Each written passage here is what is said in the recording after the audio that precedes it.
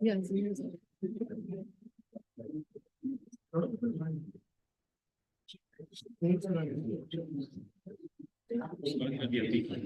Okay.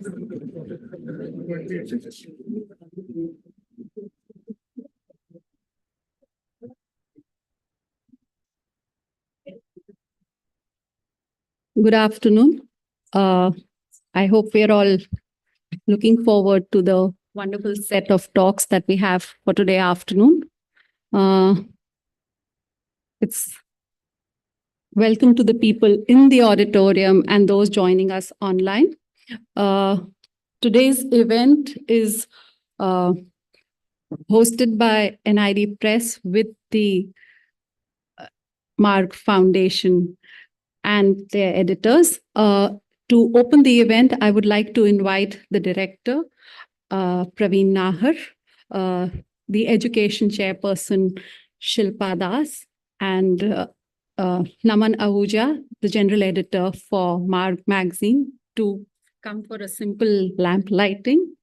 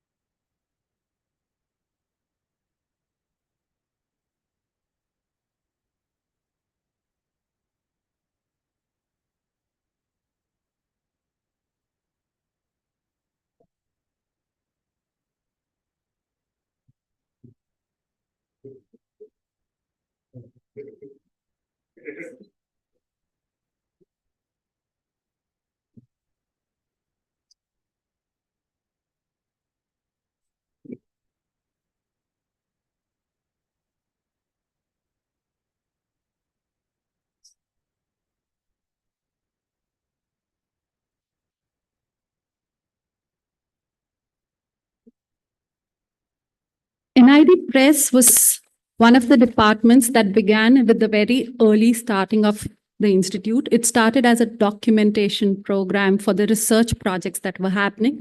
Amongst its earlier books are The Rural Craftsmen and Their Work by Eberhard Fischer and Haku Shah, Traditions of Kalamkari by Lotika Vardarajan, and Documentations of Shravasti and Kalahasti.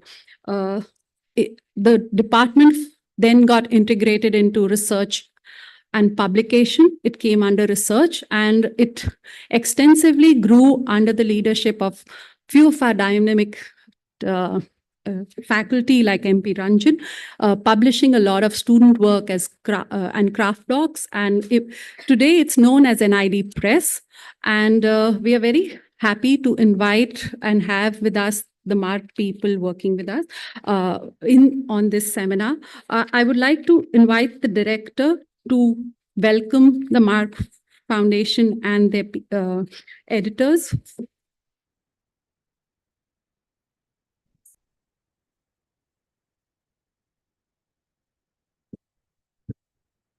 So good afternoon, and it's my pleasure to welcome all of you to NID and for the wonderful seminar which is put together, crafting a new curriculum for arts, organizing, of course, with NID Press and Marg Foundation.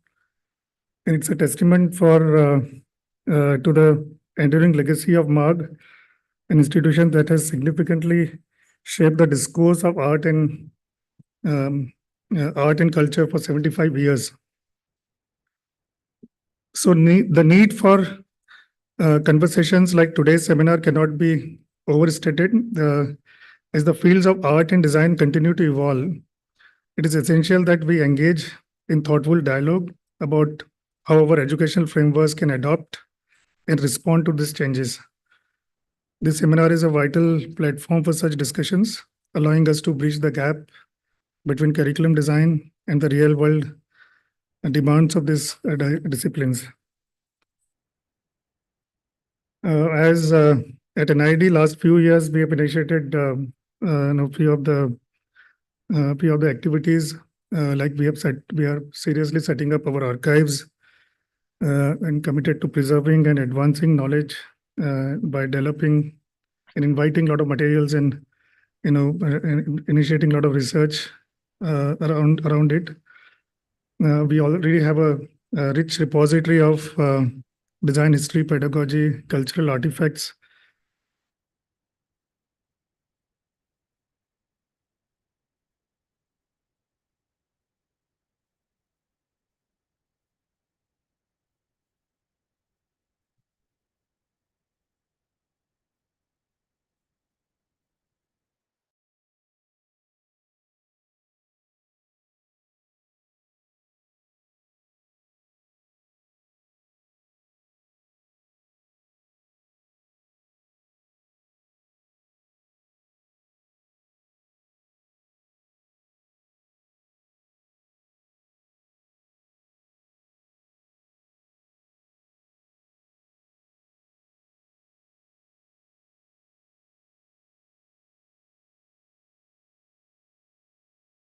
Broaden the conversation around design, art, and culture, and also inviting publications and and authors who would come and can engage with us. So, looking ahead, we at NIT is very excited about the possibilities of continued collaboration in joint dialogue like this one, and we eager to work together on implementing some of the frameworks and ideas which evolves out of the discourses like this. So once again, I would like to extend my heartfelt congratulations and sincere compliments to Professor Naman Ahuja and the entire Marg team for their vision and dedication for bringing this seminar with us, and the lineup of distinguished speakers who promises to offer profound insights and engagement with the enthusiastic audience, such as all of you. And really looking forward, and thank you for being here with us today and for the important dialogue. Thank you. So what do you, Ash?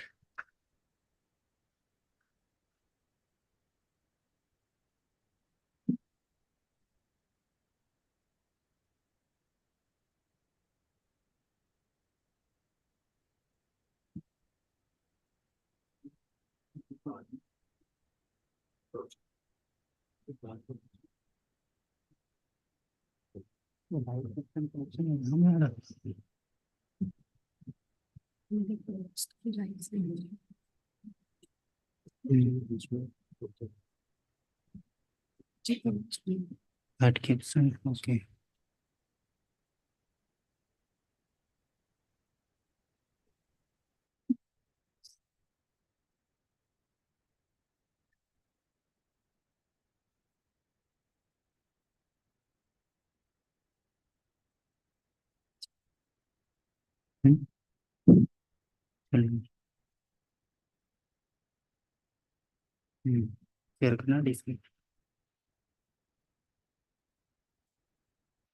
Naman Ahuja is a professor of art history at JNU and the general editor of Marg.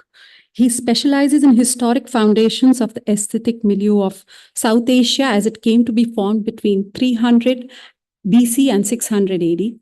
His work, both scholarly as well as for wider public, has been widely translated into Hindi, Marathi, French, Spanish, and Dutch, and has deepened our understanding of South Asian art from the perspective of iconography, transculturalism, archaeology, and religion, the historiography of visual culture and aesthetics. I invite Naman Ahuja.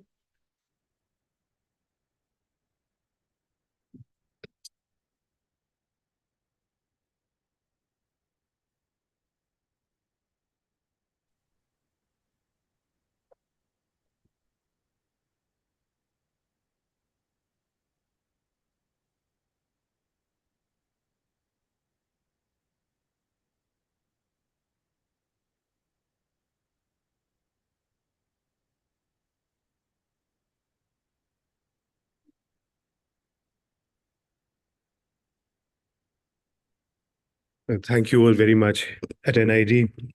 Thank you very much, Praveen Nahar, for the invitation and the opportunity to be able to share these ideas with you. Over the past 20 odd years that one's been working professionally in the field of teaching art history, one's been confronted with a particular problem in India. There are about 90 plus vacancies in the National Museum of India that couldn't be filled for about 25 years because apparently our curriculum and our education system has not produced adequately trained personnel. The opposition, on the other hand, makes a claim that the youth of India are not getting their jobs. Now, we have struck with a dilemma. We have vacancies and no one to fill them. But on the other hand, we are told that there are no trained personnel. That the training, there's a gulf between the training that is being offered and what the industry actually requires. We're confronted with a national education policy which promises more targeted education for what the industry actually wants. But is the industry really being asked as to what it really wants, what our standards really are? Are the museum curators of the world and the people who run major cultural institutions being asked what is the bare minimum of the education standards they require of their graduates to be able to run those archives, to catalog those collections, to curate those exhibitions, to have grand narratives for India on a world stage? So if the consultative process isn't involving us, then should we be doing something and collaborating in some way and ourselves working out what we need to tell our students, what we need to share amongst ourselves, and then try and give that as a document to anyone in policy and in government who would care to listen? Perhaps if we are organized within ourselves as people within the industry, and if we had collaborated better, maybe there would be some responsiveness to something like to our requirements. And so I thought that how does one actually intervene in that? And one wants to do a sort of a consultative process and involving not just the teachers, but the students, not just in practice, but also in history, in arts management, across the board, and looking at different stakeholders in the field and see how we can pool our resources together to be able to come up with some kind of a due consultative process to create a document that can help us practically. The most enlightening experience was that how does Marg fit in all of this? Well, Marg's been around since 1946.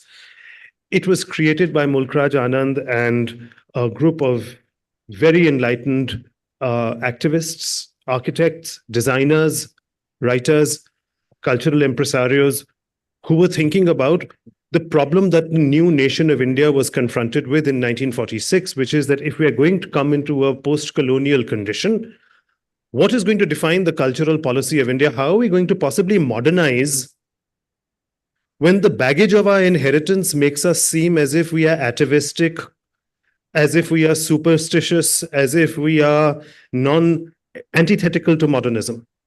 How was an Indian modernism going to be defined while we could still carry the richness of our inheritance and not be burdened by it?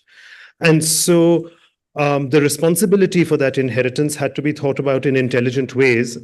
And so new forms of urbanization, social housing, designing a new nation, etc., began to be thought about in the 1940s in the way in which a post-partition ravaged India needed a forum for a lot of writing on these ideas. And gradually, as the state formation went on, the nation state became more and more bureaucratized. Every linguistic state of India needed its cultural ethos to be mapped. And so Marg began to produce books which were in homage to Karnataka, in homage to Punjab. Haryana got created a book on the cultural history of Haryana. Tamil Nadu, etc., began to be produced as the regional mapping of India. And every volume tried to sort of bring together the crafts traditions alongside the art historical traditions, the ethnography alongside the literature, and some way of being able to look at a comprehensive way of thinking about each state began to develop in every Marg volume.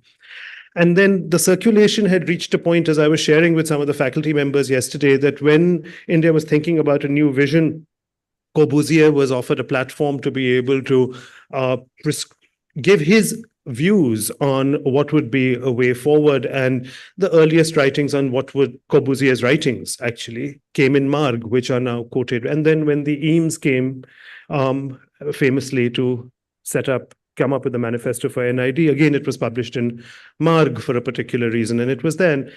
So I began to think that what was the backstory of what was going on with the thinking around some of these things? What was the political imperative that was keeping this group of thinkers and activists going in keeping Marg as a platform alive? Why were they so invested in keeping that platform going? And I began to see that there were key issues when Marg was created. I mean, that was the opening issue, the inaugural issue in 1946.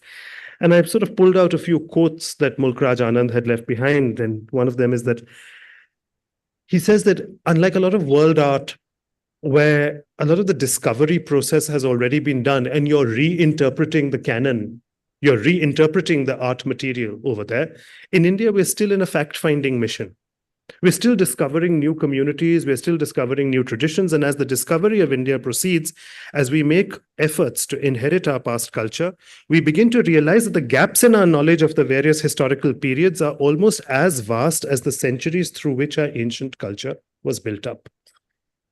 There were other places. Ever since its inception, he says, what is the mandate for Marg? Ever since its inception, Marg has sought to make a new kind of critical approach towards Indian artwork. We do not think that we have succeeded.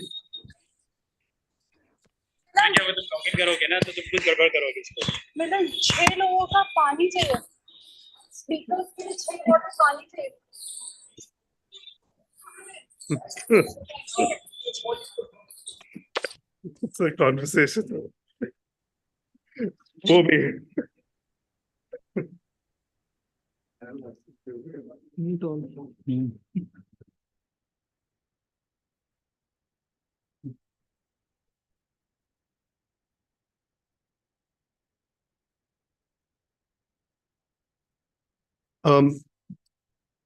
Ever since its inception, Marg has tried to make a new kind of critical approach towards Indian artworks.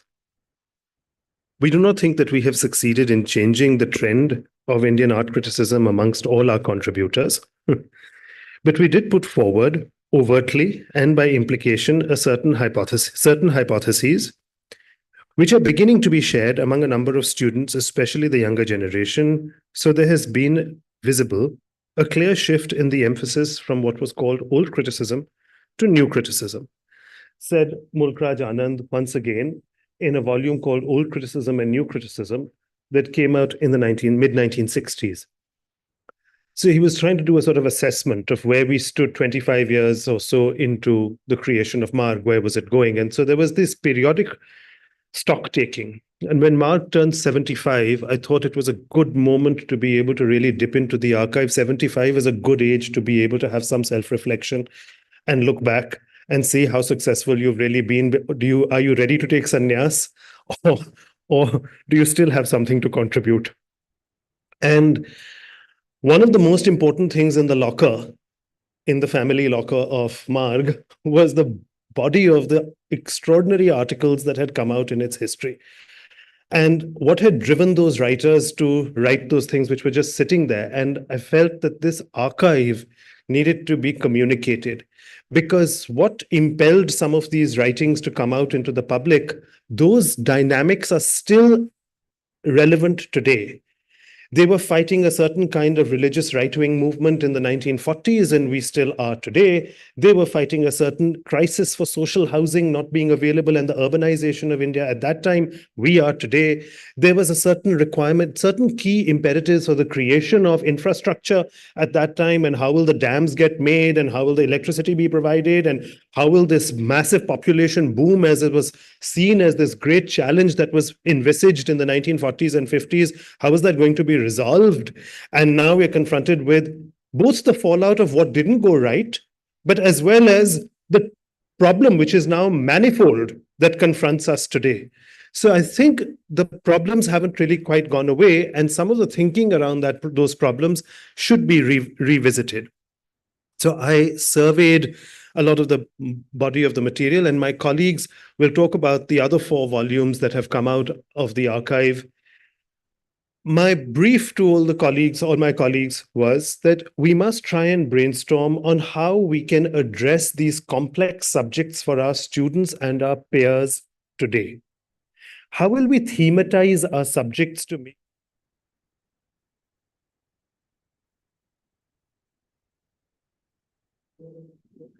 it's a core subject that is taught across India in departments of history, in departments of ancient Indian history and culture.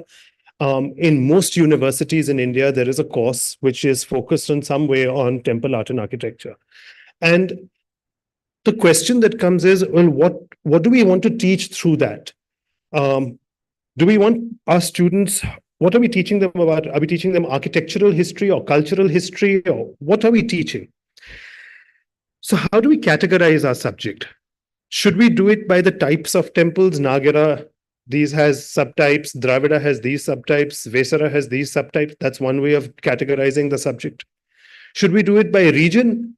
Bengali temples are like this, and Eastern Bengali temples are like this, and Northern Bengali temples are like this, and Southern Bengali temples are like that. Then, okay, you want to talk about Odisha? We don't have time in the curriculum. Let's forget about Odisha, right? That's often what happens if you try and do it by region. Should we do it by chronology? Oh, well, yeah, we've reached the 12th century and uske baad the temples hote hi nahi hai. I mean, what a myth. What a myth.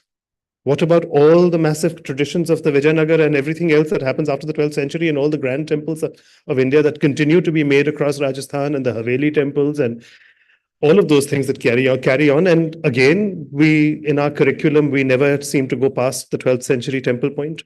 If we do it, should we do it by religious community? So then how do we stop the multiple Shaivas, the multiple Vaishnavas, the multiple Sauryas, Ganapatyas, Devi worshippers, Tantric temples, Yoginis, etc.? By the time you go on through, shall we do it by iconography? Is that a way to do it?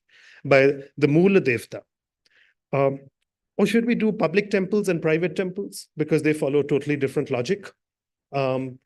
And there are different ways of doing it. Should we do it by temple festivals and living cultures of temples? There are different ways of categorizing the subject. So what have been the main shifts and changes in the subject of temple art and architecture in the past 75 years? And could I notice a shift in the trend of what the writers for Marg were providing as copy in the 1940s? How did it shift in the 70s? How did it shift in the 2000s? And what was the nature of the copy that I was getting? And I found as an editor, there was a vast shift. And in the 70s, there was a massive drive to start using very much more Sanskritic language. And the temple art and architecture and criticism had to happen in the language of India, not in the language of English. And it had to be, but the trick was, which temple text should we rely on from medieval India? Should we be relying on Sanskrit texts, which were only the preserve of the elite? Or should we actually be looking at what the craftsmen of India, the Sompuras and the others, what they were using? So then Professor Dhaki said, all right, let's look at Gujarati medieval texts. Let's look at Tamil medieval texts. Let's look at... So now, as a postgraduate student, do I have to learn medieval Tamil terminology, Gujarati terminology, Sanskrit terminology for all the different parts of a temple when I'm describing a temple, when I'm cataloging a sculpture from a temple? What do I, as a teacher, teach? Where do I stop? And that became quite complex because I had to find a way to be able to communicate the vastness of the subject to the students. So what are the new approaches to the subject? And what is the current view on old controversies? So I decided to take a very old-fashioned approach to dividing up the table of contents, and I tried to do it largely chronologically. And say, well, what is a temple in the first instance? It is a house of God. What are the foundations of temple worship, and why is that so controversial? Older language, older volumes of Marg, without impunity, would use words like Aryan tradition and Dravidian tradition, the great Aryan culture, quite forgetting that, these are highly problematic and loaded words. You don't just use these words casually like the way it used to be used. And when you're talking about these things as if, so now it becomes imperative now for those who are sold onto the idea that it all comes from a great Aryan past, that the sedentary cultures of India, which we, up until the 80s and 90s even, it was always imagined that the great sedentary cultures of temple building and urbanization were coming from some older Dravidian past, whereas the cultures of the nomadic and the performance cultures and the Sanskritic was coming out of an Aryan past. But of course, that is now no longer acceptable, because you want that history of the sedentary culture to be located in the Aryan culture, which the texts don't allow you to do. And you insist on using this nomenclature. You don't want to be rid of this nomenclature and move to a more progressive kind of a nomenclature. And so we're stuck in this debate and these divides. So this remains one of the major stumbling blocks on how do we even categorize the history. Then what is the variety of temples and what was the different kinds of patronage associated with it between the 7th to the 14th century? Then I looked at the issue of public participation in temples. What is the role of the public in that space? How is this temple used? Looking at it from a design perspective, it's not just about the building of the space, but the utilization of the space. So how do publics interact with these spaces, and how is public participation changing at these spaces? Which takes me to political history of the 12th century, of the 10th century. What was the great temple festival for which 50,000 people need to come, for which a road needs to be this wide, for which the construction needs to be completely different? How is that tied up with the traditions of Vastu? How is that to be more? What was the nature of urbanization that is linked with the temple, etc.? And then I looked at a section which is called Asian Connections, which is looking at the temple beyond India and looking into Southeast Asia or Nepal or Burma, or looking into Baluchistan and Afghanistan and places as well where there are temples as well. And how do we deal with those temples? So the first question of the book was, do we even need temples? Who goes to temples? Like, why do we even have them? Because the most pious of the Brahmins really, really, really don't have time for all this Murti Puja.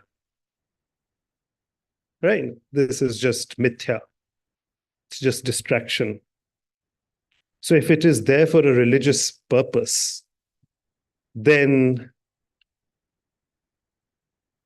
how do we convince the really pious upholders of the Hindu tradition that a temple is valid? Because for them, temples are not required.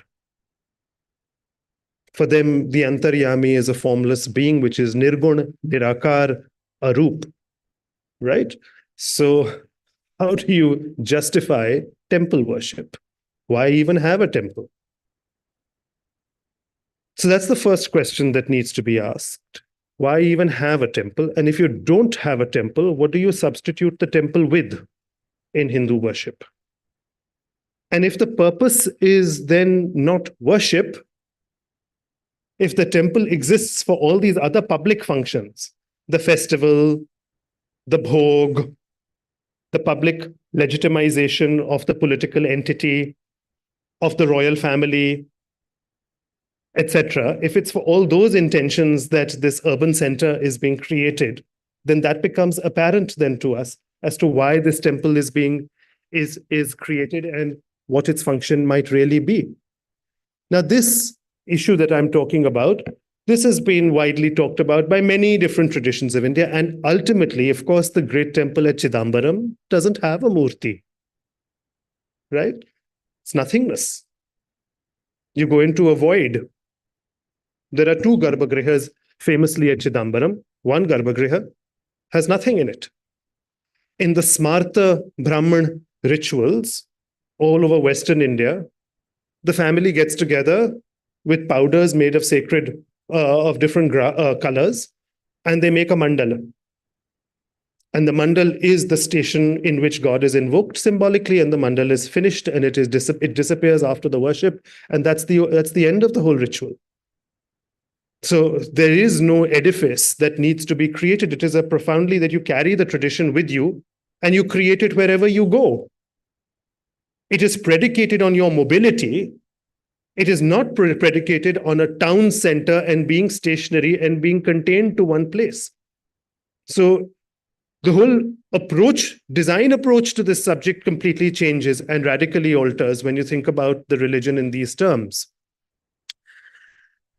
We revisited old questions. Professor Shettar, for instance, had written a wonderful set of essays talking about megalithic burials, ancient megalithic burials of some, we don't even know their religion.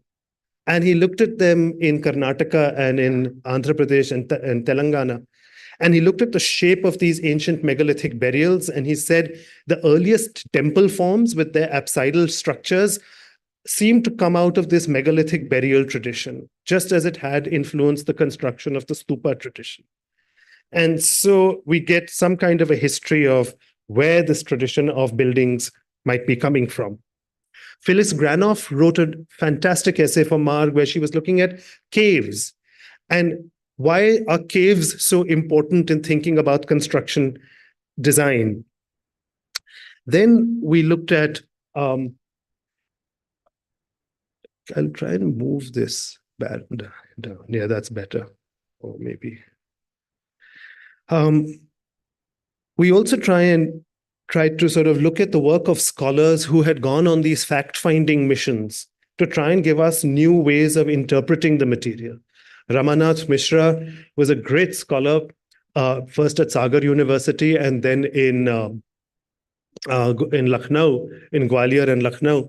And he Kal Khandalawala had famously asked him to do a study of Gupta period temples and sculptures because he was positioned in Madhya Pradesh. And so there's a fantastic survey that he produces of Gupta period art, a great classical material. But apart from looking at it, classical material through Sanskrit, what Indira Peterson has been arguing for is that it is important to look at the local Sthala Purans and not just look at the traditions of the Mahapurans that exist and see the regional traditions that exist, which create their own histories. And so her work on the whole question of Chidambaram and looking at the Sthala Purans of Chidambaram has been enormously helpful in exposing to us the history of that site. Then new scholars, what they have been writing on. Ben Fleming wrote this piece on the Jyotirlingas and tried to see that how Ellora is a creation of bringing the tradition of the Jyotirlingas, or Devangana Desai's fantastic work that had been done, tried to understand why there is so much erotic sculpture in Indian art and in Indian sculpture, was a foundational book that we all look at, published in the mid-1970s, and it hasn't ever been equaled ever since in the depth of understanding that it has offered. So she summarized that article, that book, into a Marg article, which she provided us. What was also quite a bit of a revelation was that R. Nath, who usually writes about Islamic architecture, had written this particular article in Marg looking at a Gupta period temple at a place called Bhitargaon, which is in Kanpur Dehat. And it's a fascinating temple because unlike the whole history of Indian architecture up until the coming of the Delhi Sultanate, which is cobbled, these are voussoir arches. They're true arches. So the whole construction technology and the engineering in the Gupta period is made with true arches. Now, where did they get it from? We know that the Byzantine tradition was using true arches. The Romans were using true arch techniques, and the Byzantine traditions had it. And so obviously the architects in India were in touch with what was happening in the Middle East and in Turkey, were able to create temples in Kanpur that were using what was the avant-garde technique of construction with arcuate building technology.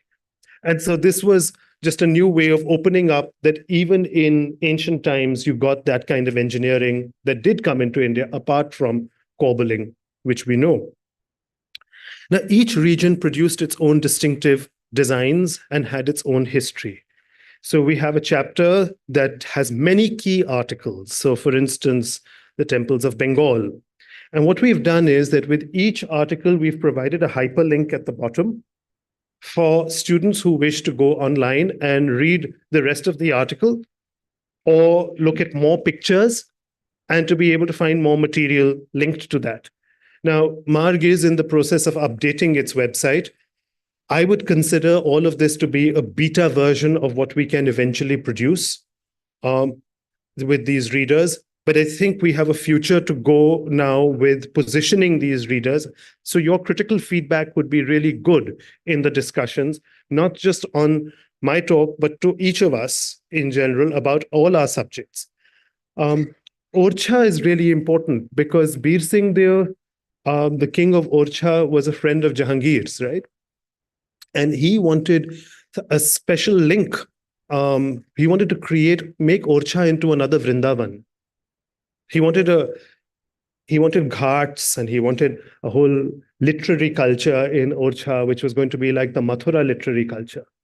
And just as Raja Man Singh was so close to Akbar and had got the rights to do this in Mathura and Vrindavan, Bir Singh Dev was close to Jahangir and did the same thing in Orcha. And so you see very remarkable temples getting created where you look at the photograph on top and you see these grand Mughal arches, which are like a Ivan which is actually in a temple.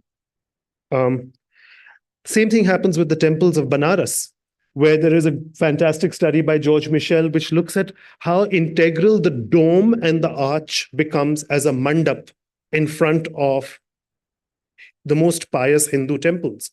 And so today is rather narrow-minded understanding that dome is Islamic and temple towers are pyramidical and all. It's so simplistic if you're coming from a design vocabulary and if you're coming from an architectural history point of view.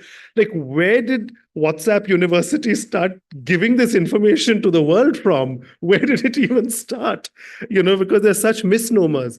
So I look at the traditions of Goa. How does what makes a Goan temple so distinct? And I'm not talking about Shilahara temples, but I'm talking about the 16th, 18th century temples. It's basically the new trend, which was a basilica, using a basilica and then putting a Krishna on top of it, and it turns into a temple. And so you do get a lot of innovation in temple design, and that is something we need to think about. We get a lot of regional variation in temple design.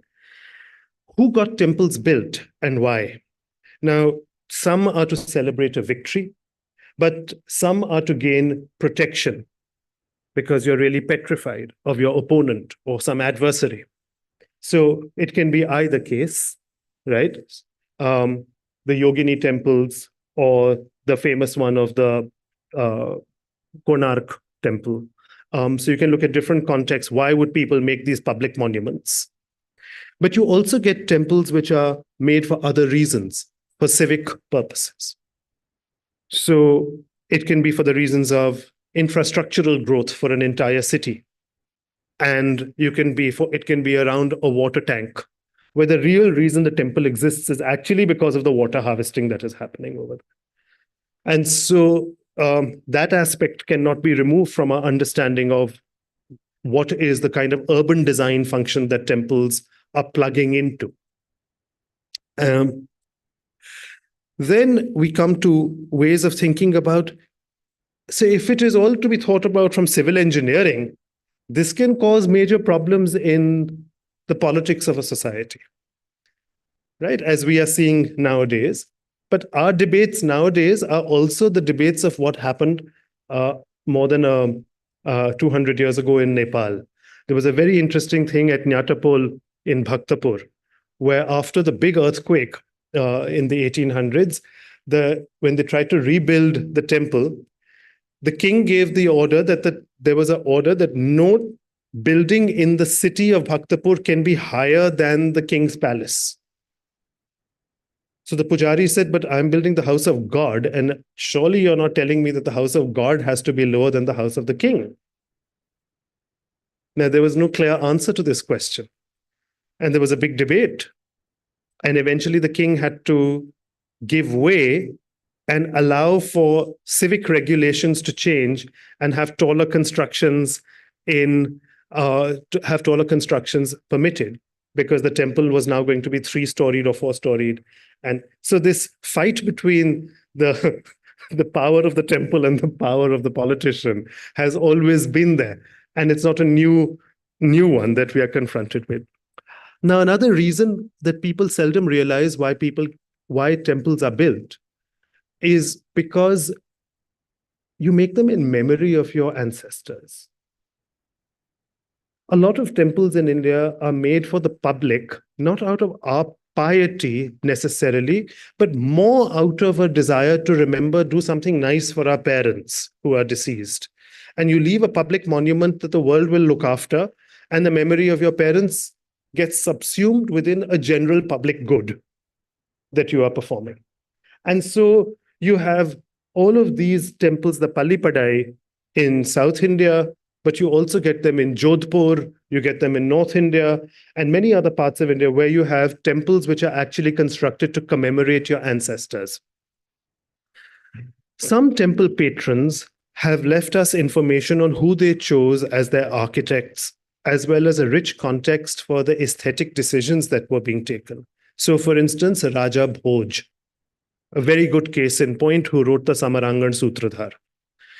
Fantastic text that actually tells us how to construct temples, makes drawings, tells us detailed mapping of what a temple design can be like from the 11th century.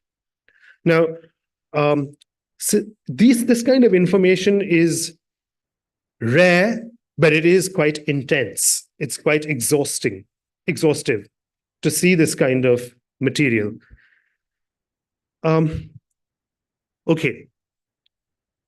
Why do we teach our students about temple art and architecture?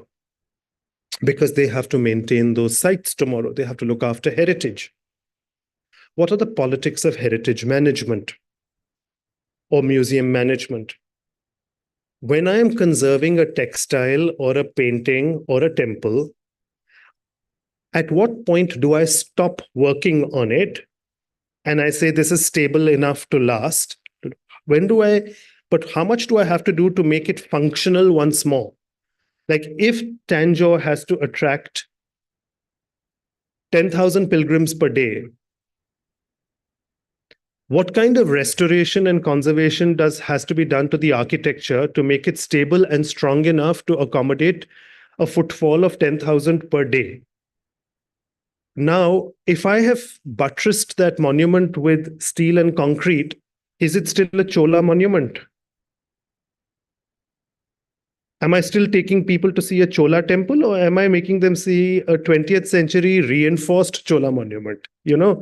So it's not so straightforward. What is the nature of my intervention in the 20th century in that history? And what are the ethics of my intervention in that history? So I think we need to understand that conservation is not a new subject in India. Restoration is not something that is just happening now. The restoration of temples itself has a very interesting and a very long history, and the ethics of this history, also the debates that we are confronted with, we are not inventing these debates. These debates were also happening 500 years ago. And it's quite interesting to read about those kinds of things. So when the Chettiars are reconstructing a site, when the Marathas are reconstructing Tanjore, it's important to look at that restoration history also, the conservation history, because that's the creation of institutes which would have sculptors who would be able to complete the missing sculptures on a temple were around in the Vijayanagar period, and they were fixing the old Chola temples, right? So what was guiding their pedagogy?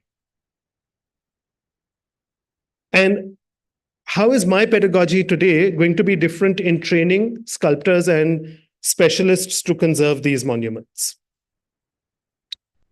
How important is revivalism? Is it ethical to remove old murtis, or should old temples be left to fall to ruin? What position should the government take? So these were some key articles. This one by Crispin Branford, for instance, was looking at temple renovation and Chettiar patronage in colonial Madras, and what was done at those monuments. And there were pages and pages in the newspapers as debates. Look at what these Chettiars are doing and how they are restoring these temples, and it shouldn't be allowed, and the government must clamp down on them and prevent them from doing this. Okay. How do we deal with the divergent views of studying temple shastras? Now, I've already talked to you about this. What is the ethical way of studying temples? Do we study it in which regional language? Which texts at a postgraduate level are we supposed to deal with? So the work of Professor Dhaki and the Encyclopedia of Indian Temple Architecture was quite a major issue that were talked about. Now, we are interested as students of design and architecture. We look at a lot of form, and we think form should be the categorizing system. But here you can see there can be temples in two totally different parts of India, which would have an identical form. So you can have temples in Karnataka, coastal Karnataka, or in Kashmir, which are both Sarvotabhadra temples, four-sided, right? Open on all sides and within a tank and with pitched roofs. And you see this kind of so you see certain commonalities in design principles sometimes, despite what we normally imagine as regional variations would be there. But in diametrically opposite areas, you can find exactly the same kind of temple. So there seemed to be a common platform of pedagogy, of understanding these shastras, having temple vocabulary, sharing knowledge can be there, yet regional shailis or traditions or gharanas can also be there. And we have to be able to see both. My last section is about temples in Nepal, Afghanistan, Pakistan, Cambodia, Laos, Thailand, Indonesia, and Thailand's come twice, and Sri Lanka. Temples and their traditions are not limited to us in India. So we look at Hingalaj in Baluchistan, Cambodia, Champa, and Laos. Very interesting. It's an early essay written for the Indian public by Tara Ali Beg. I also find the choice of writers quite interesting. Which writers are being selected for writing which chapter and where? And I'll tell you why this is interesting, because how do we wish to present the history of temples in these regions? Are they evidence for Indian cultural colonialism? You see, हम लोग तो decolonization का नारा लगाते हैं यहाँ पे, right? And we are going on about the fact that post-colonialism, decolonization, colonialism is a bad thing. What happened in Southeast Asia? Did we colonize them? Now, what is the definition of colonialism? You take somebody's raw material and you process it and you grow rich in your own country on the wealth of that country's raw material. So what were the traders with Indonesia and Thailand and Burma doing? They were trading for raw material, right? It was teak and gold and pepper and spice that was coming from Southeast Asia. So if that's not colonization, then what is it? We were given English as a language of communication. They were given Sanskrit as a language of communication. We were given schools and churches and convents to go to, and they were given temples to go to.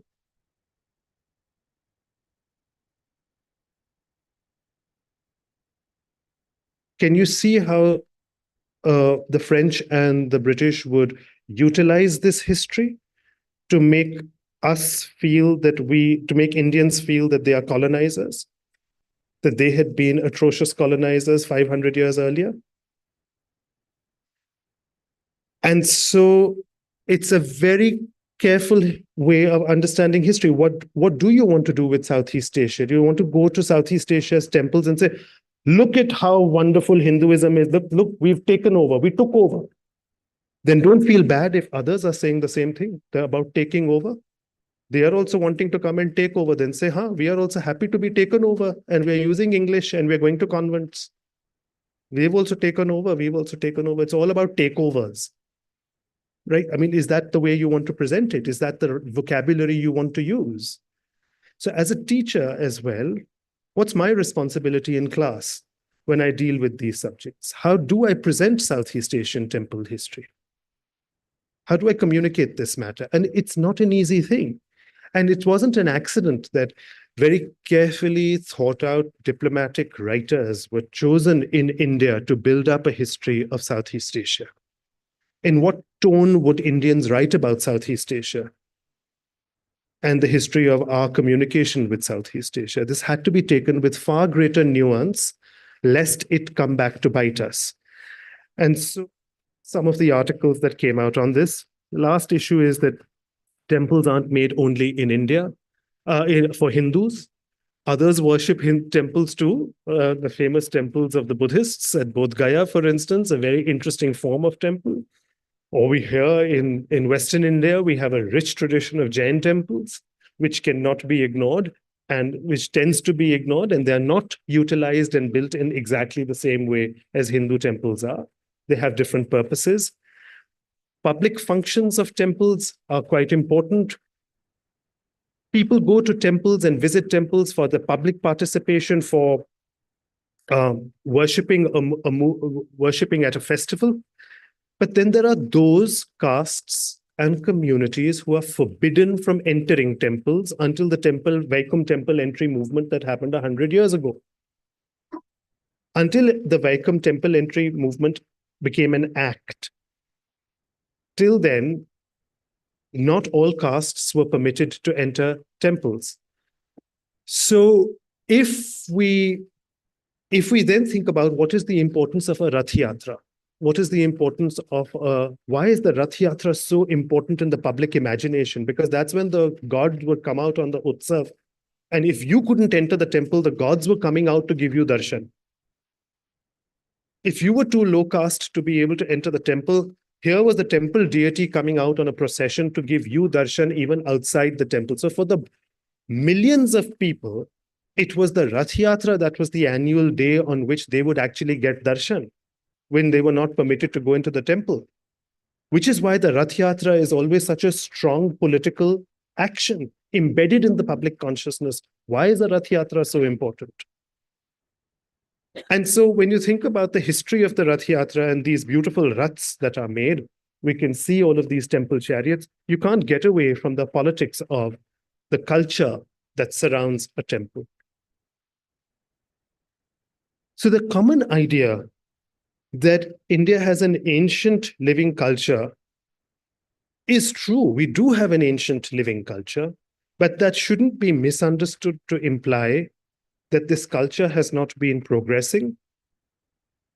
It shouldn't be implied that this culture has been just arrested in the past. We need to use ethnoarchaeology with caution, or there can be very well-intentioned but sociologically disturbing mistakes when making national policies. So when you're creating dances, which you claim are thousands of years old because they've been danced in temples, we must know that the way in which the dance exists today is not the way it was exactly performed 100 years ago or 200 years ago, etc. That awareness has to be there. So we've had many articles that have dealt with this habitat of temples. The most latest of the Marg volumes that dealt with this issue was, what do we do with contemporary temples? What do modern designers and builders and architects, how are they supposed to address this subject? When we are given a brief to build a temple today, and we've had a number of designers and writers come together and debate how is a sacred sthal to be selected? What is the Vastu Puja? What kind of construction technology they're going to use? Should they be using machines? Should they not? What are their dilemmas that go through in their mind when they have to choose a space for temples? And what concessions they are able to make in the name of tradition? So we have some very interesting essays on this last aspect also about the modern construction that goes on. I forgot I had that slide. I can't see them. Uh, um, since we are at NID, I think an important issue that we need to think about is what is the status of the craftsman, the people who we document, the people who are the makers of these stones and these bronzes, who are the performers at these sites, who are the workers in the kitchens of the temples, who are preparing the food, all of these things, the activities that the temple is involved with in the temple culture. How are we theorizing them, and what is their purity status before making the idol, during the making of the idol, and after the idol has been made? Are they going to be able to access the idol? What happens when the idol needs repairs? Right? Like, are you qualified to go and work there in the service of the temple, or is the temple authority going to ask you your surname, figure out your caste status, then make you go through a certain shuddhi? And you're very well skilled. You've come from NID. You know how to repair it. You know how to fix it. You know what to do. But will you be allowed to touch God or not? Are questions that we need to think about, because these are issues that will affect us in our students, in our careers, as we move forward, as we graduate, and as we get this training. So we do need to think about these issues as to how we are going to handle these matters when we are confronted with these dilemmas and these questions. Unfortunately, the pride of our political leaders, to whom the splendors and glories of our heritage are mostly slogans flaunted at the world to cover the paucities of our present-day achievement, prevents the cultivation of a mood of true humility about our ignorances. But the charge made against India of disregarding the knowledge of history through our preference for the vertical truths of religion and metaphysics will have to be acknowledged. We have to admit that. And the necessary effort made to compile our source books, from which an adequate tradition of historical writing may spring up, and an intensive research in the social and political periods fostered, said Mulk Raj Anand in 1955, not 2025. This is not written now, this is written in 1955, and that was the sentiment that was guiding this, which makes one as an editor really think that, gosh, our challenges still remain pretty much the same. No, we could have written something like this now, and it has a certain kind of requirement. So I'm going to end with that. I'll be happy to take your questions. I gather there are copies that are floating around downstairs or something. If you have any queries, any issues, let's have a discussion about this. Mm-hmm.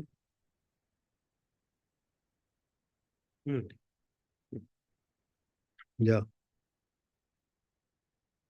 Yeah.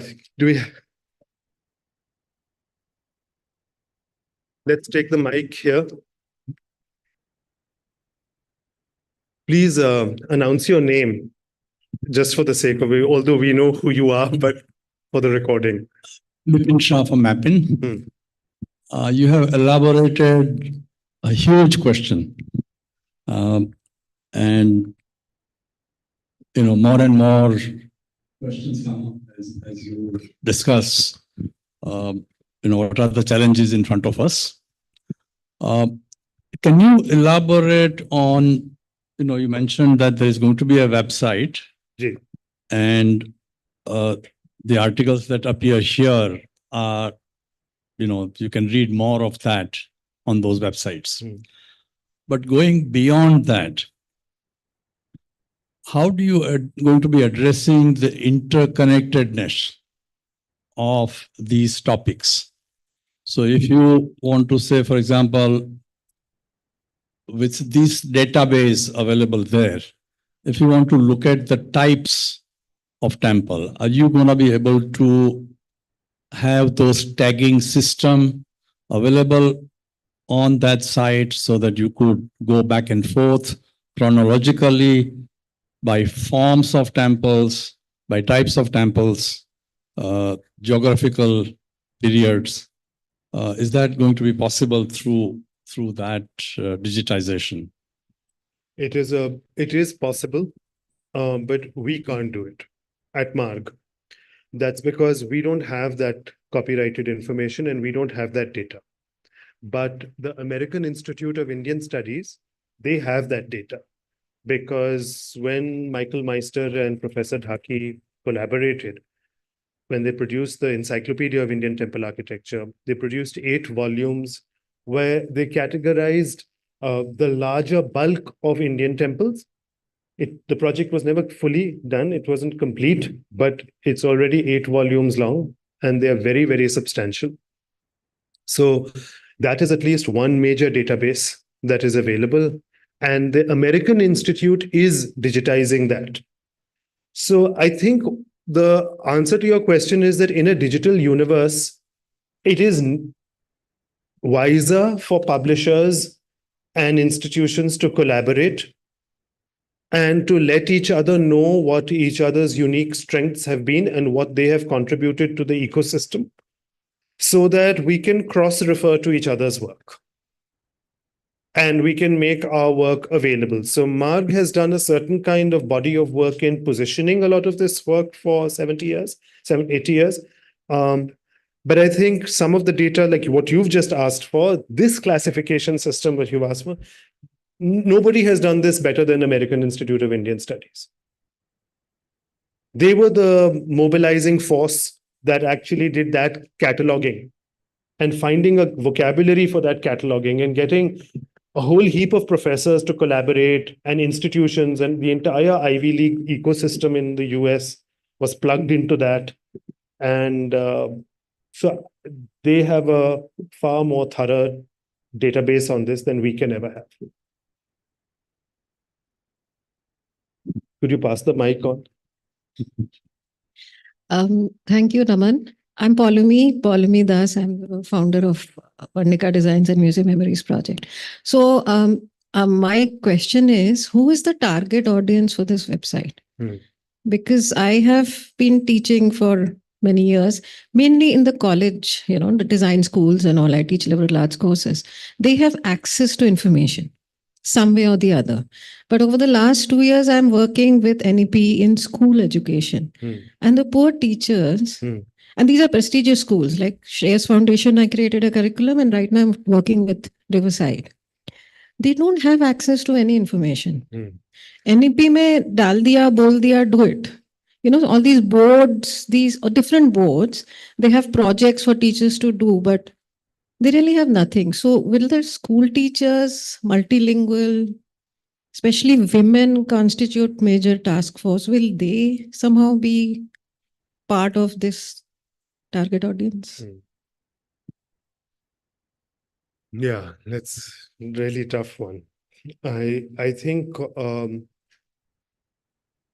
pedagogy and curriculum establishment really needs to be thought about in different ways at different levels, and the conversations need to happen somewhere between the people going from school upward and the people who are ultimately hiring, as I was saying, in the industry, and what we expect in the graduates to eventually be doing for the museums, or if they're working in heritage media studies or whatever they're working in, then what our expectations are. So they're two totally different things, and the two are not talking to each other currently. And you're absolutely right. I think that's a much harder dialogue. What has suffered a lot in India is because a lot of the school education has become information-based learning, and they are being made to be aware of factoids all the time. But there is no awareness of creating information from diverse sources, processing it, or even at a graduate level, to be able to cope with multiple subjective opinions. You may think that Indonesian temples are like this. He may think that Indonesian temples are like that. Somebody may feel that Indonesian Rama needs to be thought about. Okay, I've got 4 subjective opinions here, all very well founded. They all seem to have a lot of evidence. What am I going to take away as the judge, as the learner, as the person who's going to represent this? which opinion am I going to go for and why? That capacity to argue out your case and to have these subjective opinions and to let them, that is something that we at a higher level is what we hope to achieve. But we're not being able to do that with our students because the students who are coming from the school level had never formulated an opinion, have never been able to allow to express anything beyond a sentence or in just point form. And holding an argument with any is something that they're not being trained to do any longer. So there is a huge pedagogical problem, which is affecting us practically in the running of our institutions at a higher level. And the sad fact is that the graduates actually feel that they have received the education, right? They paid for it. It's not their fault. They've studied the course. They've studied a course, they're entitled to a job. And yet they're not getting that job. And so something needs to be addressed because it's not their fault. So I think, yes, making materials available to teachers. I think a lot of initiatives are being taken to create encyclopedias now, which are going to be broad-based learning platforms, which are going to be available online for free. We are trying to make the Marg archive available for free. We're in a serious move to be able to make it open access and to be able to not paywall it. We currently have things, we're going to come up with a major move to make anything that is more than a certain number of years old available as open access. And I think that's one of the few things that we can do, that's to make it freely accessible and available online. Which means that the print copies do go for a premium. We've been working very hard at subsidize. We, as other publishers know, we produce our copies at 500 rupees a copy. I mean, we sell it. We don't produce. We sell at 500 rupees a copy currently for a Marg volume, and that's because we're subsidizing each Marg by about 1,400 or 1,200 rupees, which is a useless publishing model. So we may as well be free. That's my argument.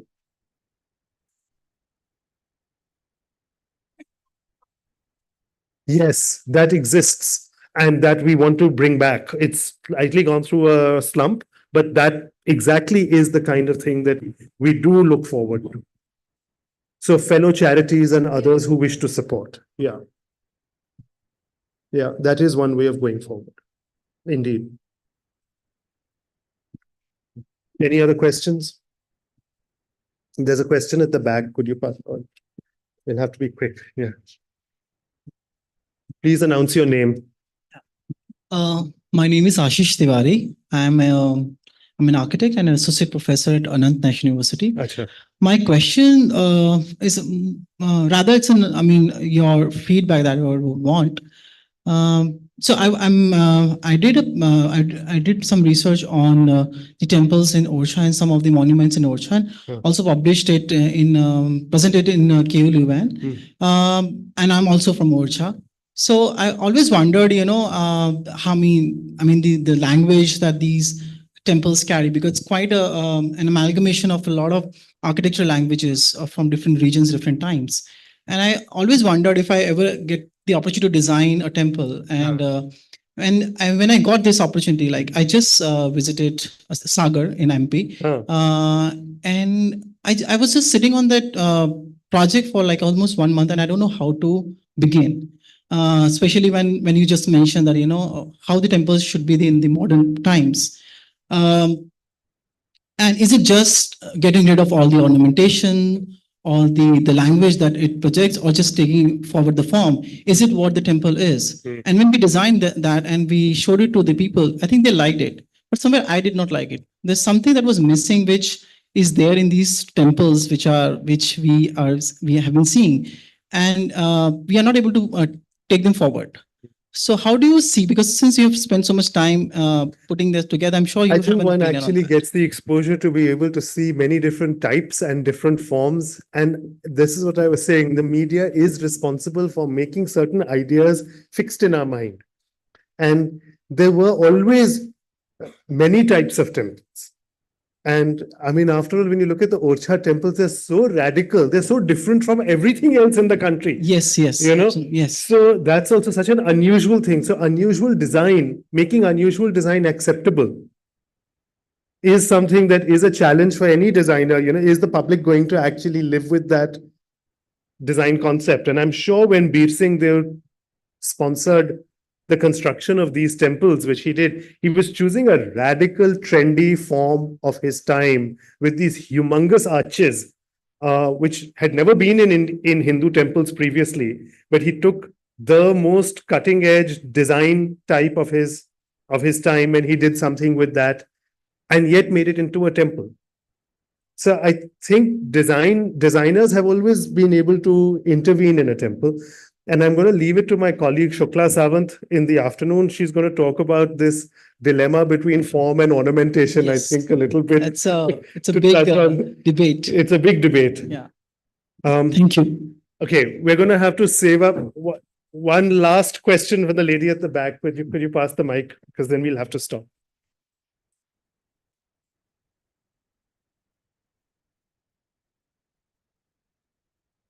Hi, I'm Sujata Parsai from LD Museum.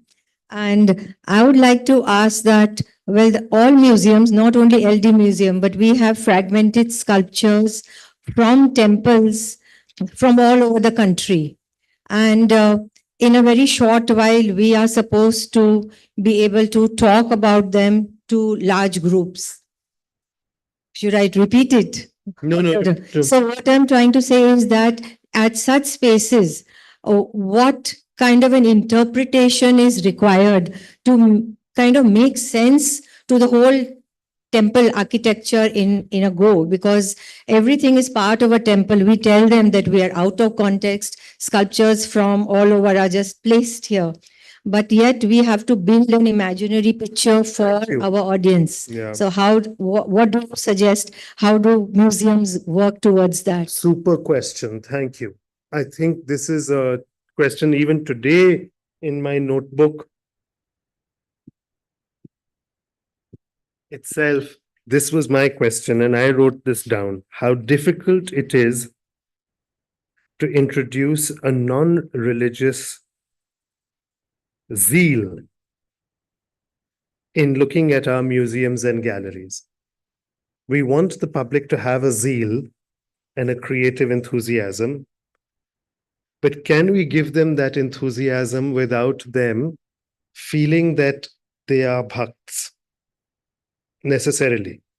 At lunch, then I was discussing with my uncle that is it mandatory for me as a curator on an international stage to become the cultural interface to such a degree that I am embodying that energy of being the speaker of Shiva to the Western audience, that speaker of Vallabhacharya to the Western audience? Am I supposed to embody Rupa Goswami and communicate that to the public? Who am I as a curator? Am I training my students to become Pandits and Purohits as the upholders of tradition? Am I training them to be conservators? Am I training them in the social dynamics of politics of caste and accessibility? And what am I training them in, really, as a pedagogue? And does the art historian really become somebody who is performing the role of being a Purohit? Is that my training? My bhakti makes me take off my shoes before I enter the gallery. But somebody else is walking in for the sheer pleasure of enjoying the sculpture with their shoes on. Now, am I going to be judgmental about that audience member in the gallery and say that, have I converted my gallery into a temple? When does my gallery stop being a gallery? Like, now in Florence, I can go into the Uffizi and see a altarpiece painted by Giotto, and I can walk out of the gallery and walk into a church right there. But when I'm in the church, painted by another panel from the same altar, which is now in the church, and now people will be kneeling. Same artist's work, but now it's in a church. And the audience starts kneeling in front of it. But when it's in the gallery, there can be profane remarks being made in front of it, and they are wearing their shoes and they are walking around and they're having a romantic moment. They're kissing in the gallery, right? As couples do, moved by the art, right? Something which they would not do if they were in the church looking at the work of the same artist. So it's not a problem that we face in India only. This is a worldwide problem for our discipline about the contextualization of religious artwork. And what you're asking is a very serious, what framework should we choose? And that's what I tried to do in the book and in my presentation, is that I tried to open up many different types of contexts for an artwork, for these temple sculptures and for this material, that I can study it in terms of style, I can study it in terms of iconography, but I can study its public use, its public participation, the festival culture, the water harvesting, the engineering culture, the conservation history, the caste politics, the gender dynamics, the costume history. I can position it in so many different ways, no? And those are also rich contexts, fascinating contexts. Why am I not talking about those contexts also? So somewhere by opening up those contexts as well, I am bringing in a little balance and making the person who is not a religious zealot also feel that there is something to gain by studying art history and conserving this material. That this material doesn't exist only because of a religious purpose. It's one of the many constituents of how we can position the material today. Okay, I will introduce our next speaker. It's my very dear great privilege to be able to introduce Deepti Khera to you. Deepti is Associate Professor of Art History at NYU. She studied museums, she worked in the field of anthropology, but she has developed a particular interest in looking at the culture around manuscripts and paintings, how they are viewed, how they are received, and what are the different ways in which we can engage with the body of material. She's published widely. She's curated exhibitions at some of the leading institutions in the world. Much of her career has been spent in the United States, where she's been she's recently been working at the Smithsonian. And I shan't stand between you and Deepti Khera. Thank you very much for being here.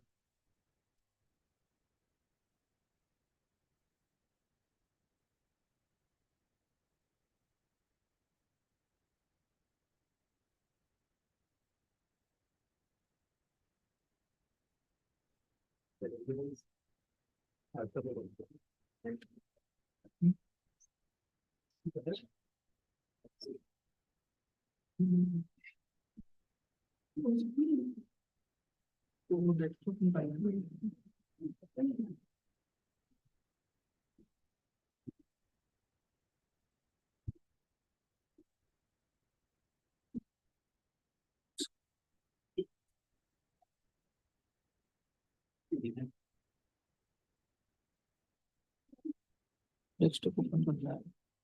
Desktop.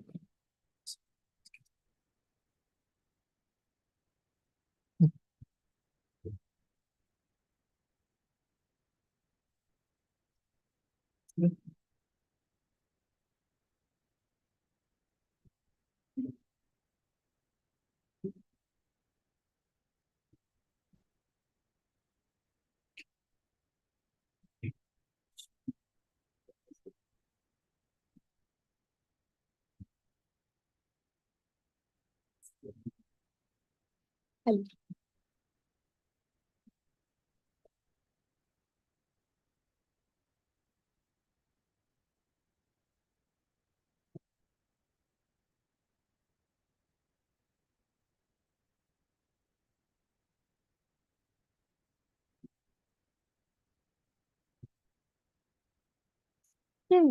Hello, everyone. Lovely to be back in Ahmedabad in less than a week. So I want to first thank the NID for hosting us here, for this warm welcome, and Marg, all of Marg, for enabling this conversation on the new curriculum in the arts. Yeah, thank you. And on behalf of my co-editor of Readings on Painting, Yael Rice, and myself, I want to thank Marg editor Naman Ahuja for this introduction, but giving an introduction to the entire project, how it panned out, and for this opportunity to dive into this vast archive. I have to, I've not had a chance to actually, since the volume came out, to publicly thank the Marg team. So I'm going to do that here because they are the ones who made this possible. This volume was sourcing an innumerable number of images, finding better quality images, and then to produce something so thick and beautiful within the limits of pages, words, images, yet affordable. I don't know of another Indian painting book that is this affordable for students, scholars, and the broader audience. I really thank them for that vision and that realization.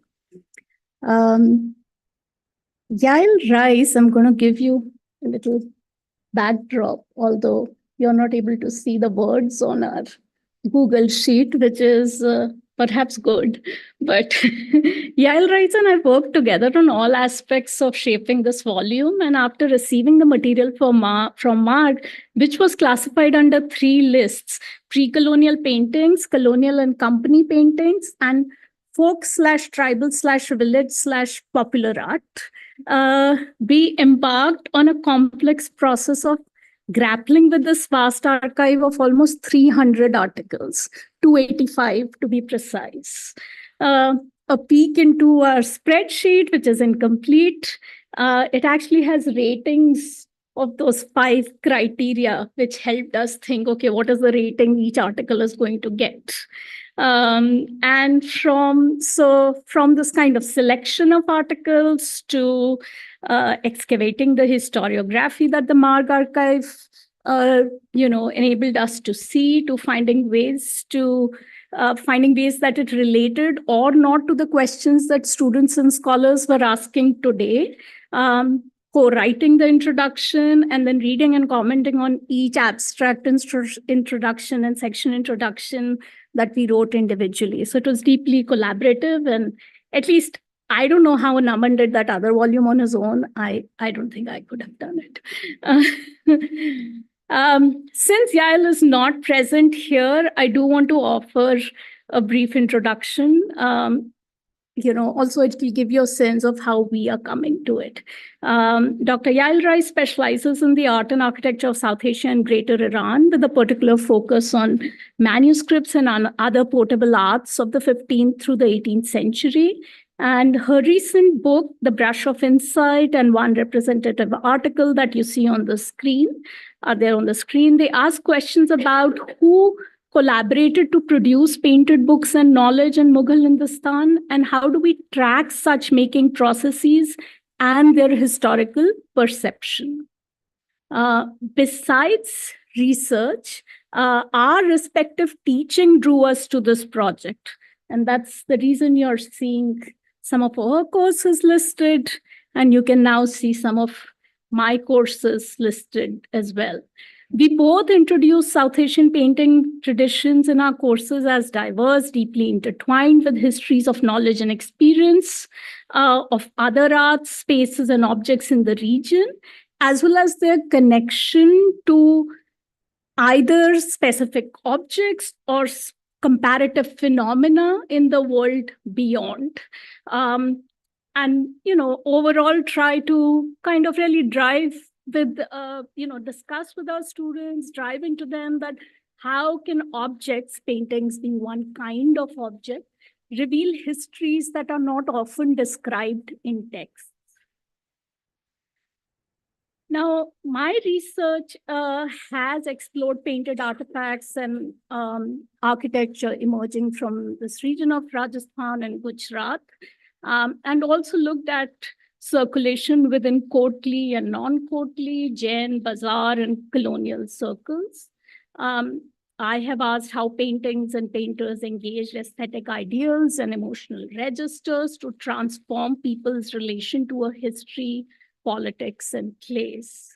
So the reader offered us an opportunity in a way to connect through different archives about certain concerns and to think about how our field was and is taught within India, the subcontinent, and beyond, because we are both teaching in universities abroad right now.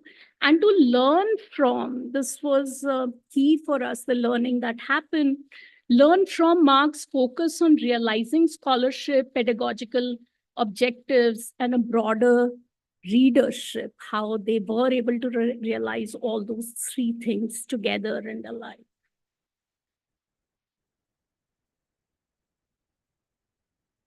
So painting has been an overarching concern for the magazine ever since its founding in 1946. The inaugural issue that Naman mentioned focused largely on architecture and urban planning, but it also included the lawyer, collector, scholar Karl Khandalwala's article on paintings in the collection of a recently deceased Parsi businessman. Khandalwala contextualized paintings from the Pahadi and Rajasthani region in terms of their place and date of production and subject matter. Khandalwala's objectives, much like Marg's objectives, I think today, were more than academic. He closed with a plea that the nation acquire the Treasury Wala collection, lest the masterpieces go to foreign museums just because we were too immersed in politics. The National Museum of India in New Delhi concurred. It acquired the Treasury Wala collection in 1947, about 2 years before its formal inauguration. Thus commenced Marg's institutional impact on the study of paintings and their integration into the processes and projects of nation building. Marg's early coverage of painting traditions focused on identifying discrete schools defined by courts and places that were prominent centers of production and patronage in a region, and also by dynasty, religion, and caste. This emphasis accorded with methodological conventions in the discipline of art history between the late 1940s and early 1960s, a period when much scholarship focused on the study of artistic idioms through regional and ethnic frameworks, as we heard about this in the for the temple volume as well. But for the magazine, just like for architecture, the stated mission was also to help construct and educate the nation about its cultural diversity, its diverse painting traditions. During the early 1950s, many of these debates were around the relationship between courtly Rajasthani painting and imperial Mughal painting. And I'll keep on bringing up the spreadsheet, so maybe you'll look at different parts of it in different years, how things are changing. The identification within a sectarian framework of Hindu-Muslim that was there and thinking about this historiography between Rajasthani and Mughal largely drew upon Anand Kumar Swami's important 2-volume Rajput painting published in 1916. It was published during the peak of anti-colonial and nationalist fervor, and it was then that Kumar Swami formulated the category of Rajput painting to fit within the European and Anglo-North American canon of art history.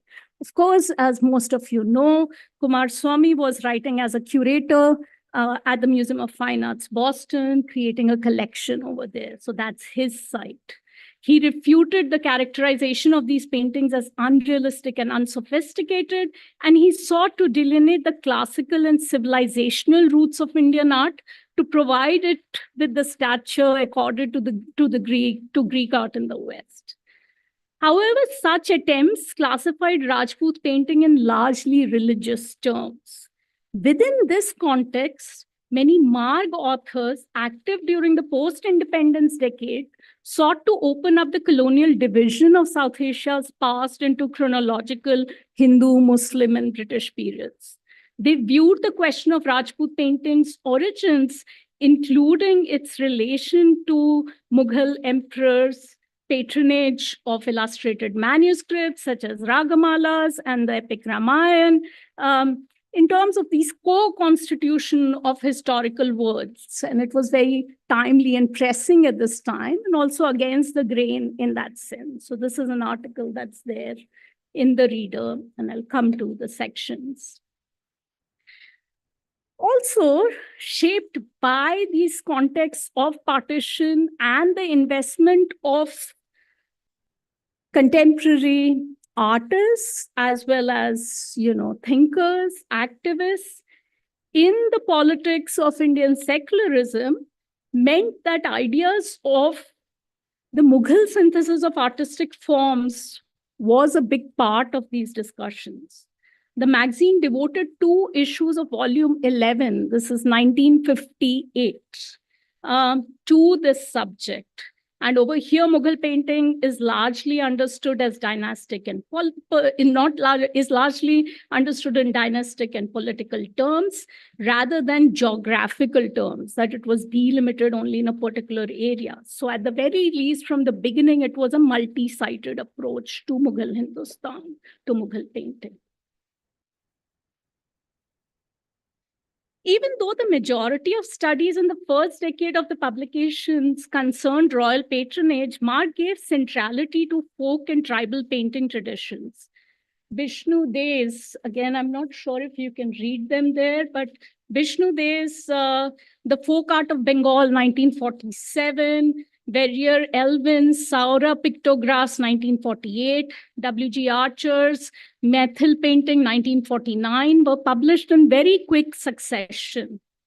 These were early years, and I have that pie chart for you where that, where you can see actually these 2 colors have merged, but this is the sliver of your folk tribal art, Adivasi art coverage in Marg overall in the 75 years. So in comparison to that, in the early years, there's a real focus on that area as well. So something to keep in mind. Picture Showman, Insights into the Narrative Tradition in Indian Art, published in 1998, both as a book and a magazine, edited by Jyotindra Jain, extended this emphasis on this area of research and to the artistic agency of non-courtly itinerant painters, storytellers from Gujarat, Rajasthan, Bengal, and the Deccan. Several studies in the 1990s, thus, largely as a result of this volume, questioned colonial and nationalist taxonomies of folk and classical painting traditions, including their association with village and city, which were part of the mid-20th century canon formation that I just referred to. Marg's archive thus led us, Yael and me, to imagine a chitrashala, a painted room, or rather a painted house, a huge house, in the readings of painting in this book. We ask our readers to imagine entering a fabulous chitrashala like the mural-adorned rooms where the rulers of Bundi in present-day Rajasthan enjoyed the pleasures of painting, music, and poetry in exclusive company. In this imaginary chitrashala, we imagine, that is in the reader, we imagine that the limits of time and space are breached. Paintings dating across 15 centuries appear on the walls, on textiles, and in books. The structure itself resembles a Buddhist monastery, a Hindu temple, a Mughal fort, a Rajput palace, a merchant's mansion, a villager's painted home, and an indoor market in Kolkata, all at once. Maharajas, sultans, monks, court painters mingle with professors of art history, architects, curators, and collectors. Accompanied by the sounds and scents of monsoon rains, patuas, that is the itinerant painters, storytellers, sing their tales and musicians play ragas. Everything and everyone is found here.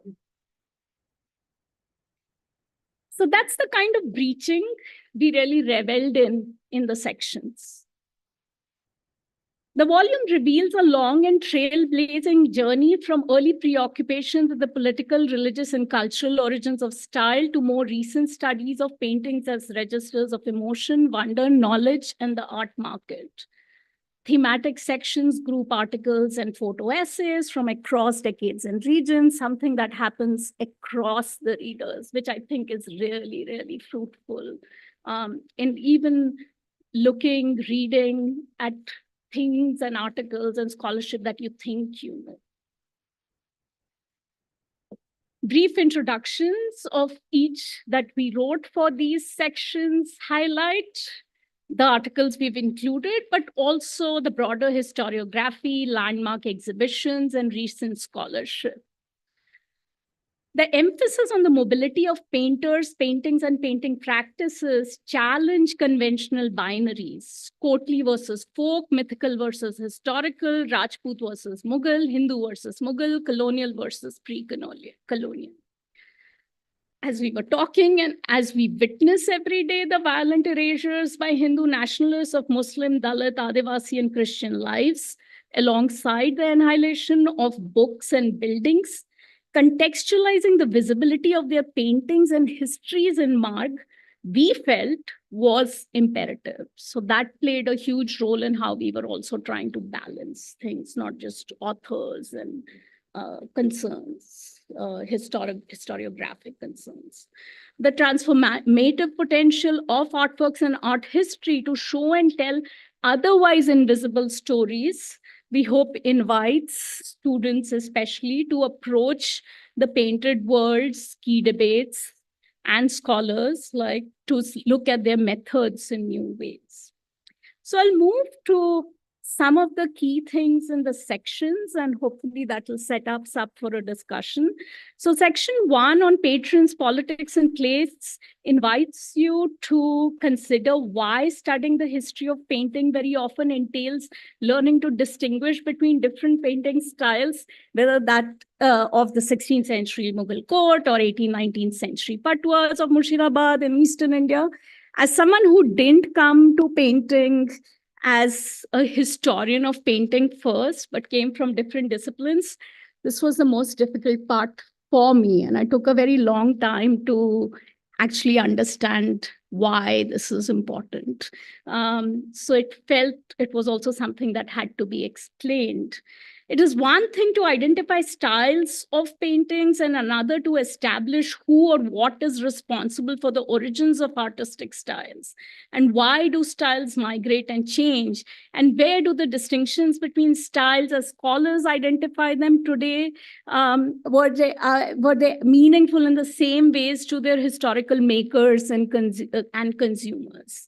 In her section introduction, Yael Rice signals the importance of, the 18th century writings of the German art historian, archaeologist, and specialist of Greek antiquity, Johann Winkelmann.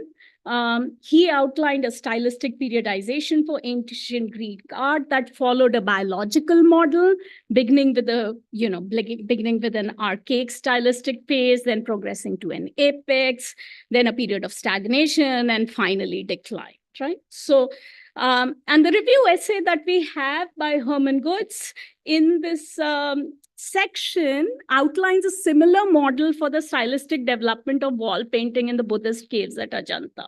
It follows a similar cyclical trajectory, right? So it introduces you to the site, but also introduces you to these issues. Contributors in Marg, as they were writing about the question of style very fervently in the 70s, 80s, were also nuancing by really thinking a lot more about patrons as well, what were the roles that patrons might have played in the inception of a particular style or in changes in certain ways.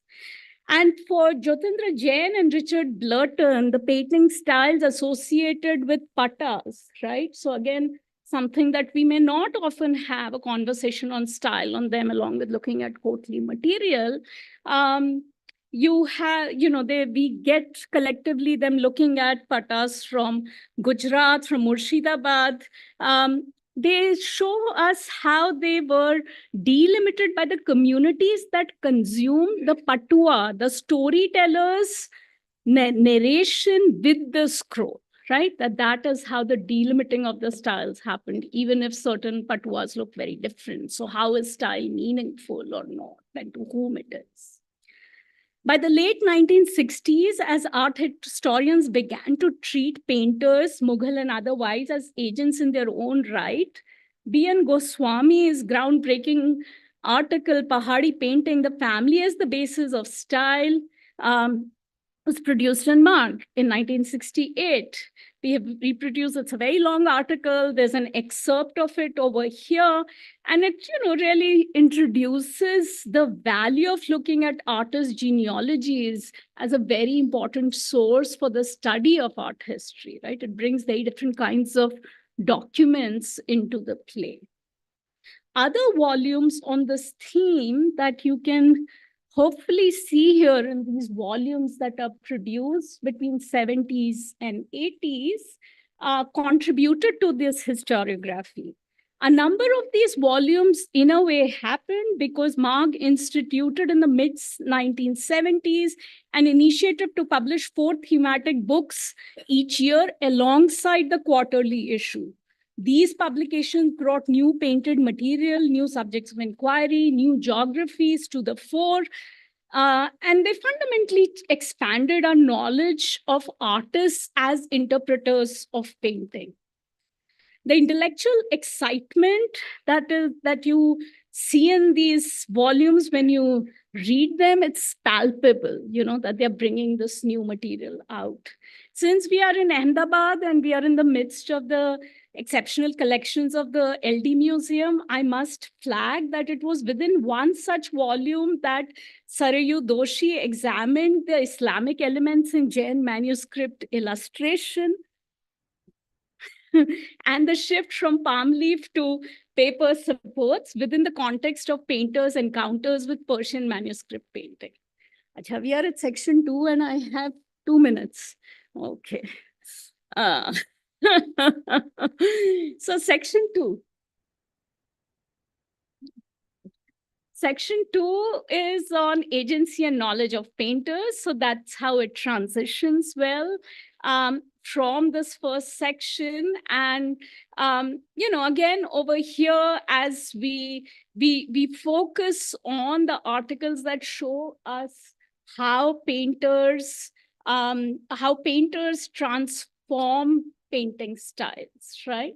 And in this, again, we try to kind of each time signal that what are the kind of broader art historiographical imperatives that are also shaping some of these concerns, or how are they unraveling around the same time, and how are they unraveling in Marg? So late 1960s is when Gombrich, Ernst H. Gombrich, the Austrian-born British art historian, advocates for a maker-centered paradigm, one in which artists were presumed to be the primary causes and conduits of artistic style. And the fixation, this in some ways results in a fixation on a very small subset of apparently exceptional makers. And this is not a case just in the study of Indian painting, but this is something that we see happens in art history across the world. So when we get studies of, we get studies by Ashok Das, by Andrew Topsfield, of well-known painters like Mansoor and Sahibdeen, which are included in this section. It's important to keep in mind that one thing that is happening is that we are seeing in a canon South Asian painters, both Muslim and Hindu, across courts that are being brought to the fore. And in a way, they are like subalterns in comparison to the artists in Europe. This historiography has its limits, or this approach of a master artist has its limits. So Kamar Adamji's study, which is included here, of the 15th century Chandayan manuscript, which was published in 2016, really takes us forward in terms of nuancing this. The absence of information on master artists and patrons permits Adamji to center the practice of anonymous painters of the manuscripts as the main interpreters of the Hindavi text. A range of approaches, thus, taking into account this question of agency, from the etic to the emic, from the basis of the family unit to the individual discrete artists. The essays collectively in this section, really give you a sense not just how Indian painting studies go forward, but kind of pushing against the Eurocentric perceptions about artistic mastery that have long prevailed in the broader field of art history. So next we have a section on the mobility of painters. And we start this by saying that often in museums, you have a sense that a place and a date of a painting is very fixed. It's not something that moves.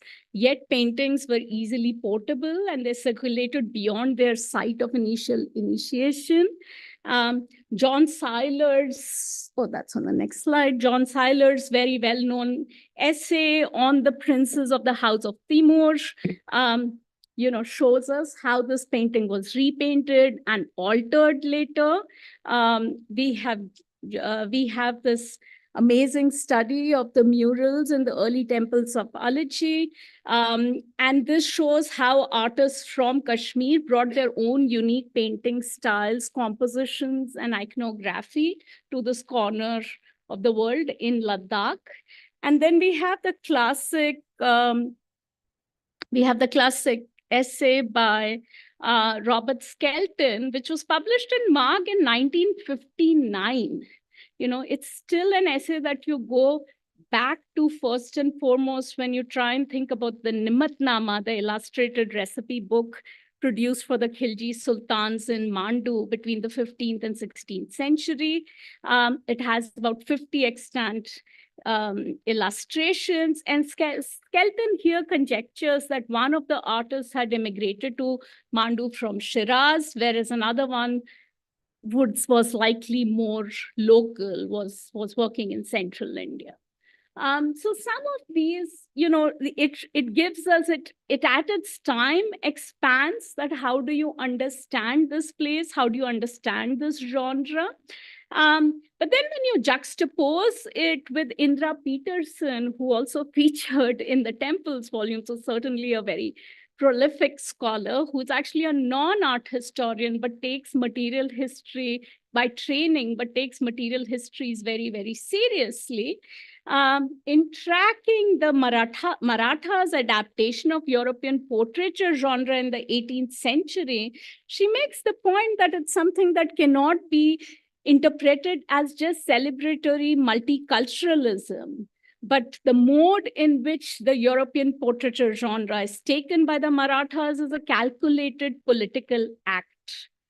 Thus, Yael has this beautiful line in her introduction that paintings and painting genres do not merely move, they are instead deployed. And that is a deployment that we really need to be aware of. Painting creates space. That's the next one. Highlights how immersive painted interiors transform their extended built environment into wondrous, exceptional, and powerful sites. From the 5th century rock cut sites of Ajanta and Sigiriya to the 17th, 18th century forted palaces. We want you to think with these works that how painted works created awe-inspiring spaces for the performance of penance, worship, and pleasurable pursuits. This is important to include here because traditionally, as you know, manuscripts and paintings made on paper and palm leaf housed in museums and private collections have dominated the history of painting, with the exception of Ajanta. But here again, I want to flag Marg because there was such a commitment to looking at specific sites. Its archive is very, very rewarding. And you have Marg essays devoted to wall and painting traditions in addition to courtly sites. made by women, Dalits, and Adivasis, which extends the imaginaries of how paintings created space in non-elite homes. Papul Jaikar's 1978 essay on Varli pictographs highlights the drawings of the artist Jivya Shomamashe, propelling his works from walls to canvases, which became the basis for the artist's prospective exhibition, which took place in 1982 in the Chemold Gallery. This volume was published in 1978. So just like we were talking about preservation, modernization and modernity really emerges as a thread in this painted space section in a very distinct way compared to the rest of the volume. And the Chitra Sutra, written between the 5th and 9th century, actually prescribed painters to choose distinct moods of adorning rooms in homes, temples, and palaces, and also ensure that the selected space was spotlessly plastered, spacious, free from insects, bright, very pleasant, and secluded. This conception, to me, does, in some ways, it remarkably combines the concerns of artists, art historians, and conservators alike. The next two sections that we have are on pleasure, wonder, and emotion. And just like paintings in motion, if we are trying to think about that topic, it's not something that we are going to get texts that define that in a very straightforward way that describe that. How paintings delighted, moved, or motivated beholders is also not a very direct exercise to excavate for that. The essays over here largely draw upon material from the essays that deal with the 15th to the 18th century, articles that bring interpretive lenses and archival sources to eliminate the role of emotion and experience, while problematizing colonial and oriental frameworks that have hindered these kind of studies to look at the work of aesthetics, to look at the question of knowledge, to look at the question of emotion without generalizing it in some ways. It aligns with what Michael Baxendale did in 1970s to try and understand the period eye. And it is interesting that 1972, when he wrote that, 1972 is exactly the time in the 100th issue of Marg that you have an essay that highlights the question of period approaches, and it talks about Vatsayana's 4th century Kama Sutra, that what are paintings for and what kind of refined education are they for. So that's again like a very interesting marker. These are two volumes that scholars may know that came out of Marg, A Magic World, edited by Molly Aitken in 2016, that re-looks at Kumaraswamy's Rajput's painting, where that study has gone. And Kavita Singh's Scent Upon the Southern Breeze. Both of these volumes really try to address these questions that are expanded upon in this section. And one of the essays from Kavita Singh's volume, written by Catherine Butler Schofield, is the one that I'm featuring here, because that's the image that you have, that's the painted Ragamala image that you have on the cover of the book as well. And Schofield is really able to show us that how in 17th century Bijapur, you had musicians and painters and poets who were engrossed in Sanskritic, Persian, and vernacular treatises on musical theory. These included concepts of ajaib, of Islamic eight wonders, Sanskritic rasa. And she shows that connoisseurs at that time likely did not seek a one-to-one relationship between painted images, recited verses, and performed music in Ragamala paintings. Rather, the affective power of each medium mattered on its own terms, right? That we had to see the work to which these painted images were put to for schooling audiences, right? For becoming a certain kind of rasika. So that's how we all, in a way, turn to this image on the Marg cover and project our own feelings over them. I know many of us who are there in the room. And in a way, this section also says, it tells us that we have to acknowledge that our ways of seeing and knowing paintings are always, in that sense, multisensorial. They are corporeal, they are tactile, and those are histories that we have to think about bringing into our discussion. Yet, and I'll start concluding here, uncomfortable and unpalatable emotions of those on the margins of caste, class, and gender rarely arise to the surface in the studies that we have seen, or even in the representations that have received attention in the pre-colonial archive. Which brings us to questions of canonization and originality. And that is the last section, which tries to think of what kinds of non-canonical images are featured in the reader and what kind of critical engagement do they await. And there's one which I highlight here of the art historian Neil Rekha, who tracks lesser known local heroes and agricultural laborers that are painted by Dalit women artists. Essays by Varunika Saraf and Vishakha Desai cast light on productions by master miniature painters trained in artist families during the 1950s to the 70s for the tourist market, which often landed in museums in India and abroad. Based on these parameters, which include India's institution of the Antiquities and Art Treasures Act of 1972, which oversees the export of Indian antiquities and requires the registration of every painting older than 100 years in age. Painting may be understood to be the product of multiple causes, of gifts, of purchases, of loot, of illicit mobility.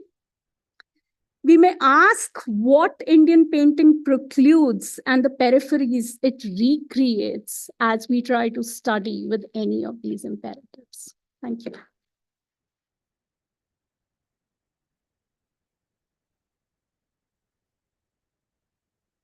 Thank you, Deepti. Could you come and join me here quickly? Okay.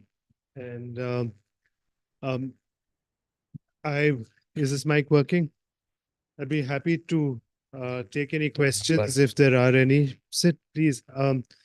Thank you so much for actually putting together such a nuanced volume. I think one of the main questions that Deepti has raised in our mind is that when we teach painting, we normally divide the curriculum into folk painting and classical painting, ancient pre-modern painting and modern painting. But she's highlighted for us that what about categories like why do we paint, right? Why don't we have that as a chapter plan in the course? That we have paintings which are for emotional purposes. They're meant to create an emotion in you. They're meant to capture music. They're meant to do those things. Then there are paintings which are for educational purposes. They illustrated Panchatantras and they illustrated Anware Sohailis or whichever books which were made for the education of the previous, 200 years ago. There were illustrations. There were books which are for medical knowledge, and they are filled with the technical drawings that were done in those days. And so it's part of technical education, right? To be able to have that skill of drawing. And then there are all these paintings which you're looking at, which are painted for ritual purposes, whether it is a village home or whether it is a ritual painting being done at a temple wall. And so you're breaking down the barrier between caste, non-professional, looking at painting per se, and I think thank you so much for taking that kind of on board. And I have to say, each of the volumes, it's been such a pleasure working with the editors on this because they've each understood the mandate for creating a curriculum for our times. That how do we break the categories through which we teach our subjects and respond to our times? Like, what alternative can we offer? It's not just there as an armchair theoretician to fellow teachers saying that system galat hai. ये नहीं चलता, वो नहीं, but okay, so और कौन सा तरीका है फिर पढ़ाने की? What can be the other subjects and category systems that we can have? And so here was an opportunity to really do that. So thank you very much for Thank you. for doing that. No, I would say that part of it really came from the archive. I must say that I was quite both completely in awe of it, but also taken aback by all of one's own blind spots and kind of seeing that actually that many of these points were in discussion right from the 1940s and 50s. But what was not in discussion was having a conversation about them across the silos, that they were relegated after they were the scholarship was happening on them, but they were relegated within those silos, right? So in a way, it almost felt that the main thing one had to do was break apart those silos of classification of them, which was along certain hierarchies and certain binaries, and really just mix it up, because the questions that are being asked, if you get into the similar. question about purpose, about agency, about the subjects, those are similar. And ultimately, what draws, you have to think what draws an audience, what draws somebody who wants to study it or who enjoys it. What is it that they are taken by? Yes, they will have to immerse themselves and understand that how identifying the style will then enable them to perhaps date it, that is a certain kind of knowledge that can be useful to them. But that cannot be the starting point and the end point of the discussion. So do you think you should put it as a starting point, or do you think it should come as the middle in the education of a person? In your case, you said that you came to it late. Yeah. In my case, I came to it first. Yeah. I found it very useful when I was being taught to have a focus that, how do I separate Akbar period painting from Jahangiri painting, from Shahjahani painting. I have a perfect answer for you. At least I have a very honest answer for you. It wasn't like it wasn't introduced to me earlier. It was, but I was very resistant to it. I did not take it. I could not make sense of it. Perhaps I did not have that were the people who were teaching me about that, or where I was reading it. I was just not being taken by it. Perhaps it was to do with that I first came to the question of architectural style, and being a practicing architect first, my first degree being in architecture, that I was like, ये style का मतलब क्या है? इसको पढ़ के मैं क्या करूं? There are so many other things that are important to think about the question of architecture, to think about the question of architectural knowledge. So perhaps that is what, for me, that created a certain kind of perhaps bias or a certain kind of limitation. When I teach students now, what I find is that you actually have to let them, you have to let it unravel in each student individually. There are students who are looking for that kind of organization, and it's only through that kind of organization that they can then ask another question. And there are others who want to ask the other questions before, then they will reach some roadblock when they'll try to get their material together, and then they'll have to go and study stuff. So, do we have audience questions? Any? So one of the things that, if there isn't, I mean, I have a few things that no questions. Did someone have their hand up? No, Dipti, let's carry on. I mean, I quickly want to ask you something, because, Sure. this is quite a major issue that you're raising when we are writing books and publishing and categorizing material. Why is it important to know styles? Like, we know regional proclivities, we know regional identities, and style also ends up becoming a region or a person's identity. They become known through their style, and that style could be an inherited one rather than being one that they've themselves created. but it becomes something that becomes your visual marker.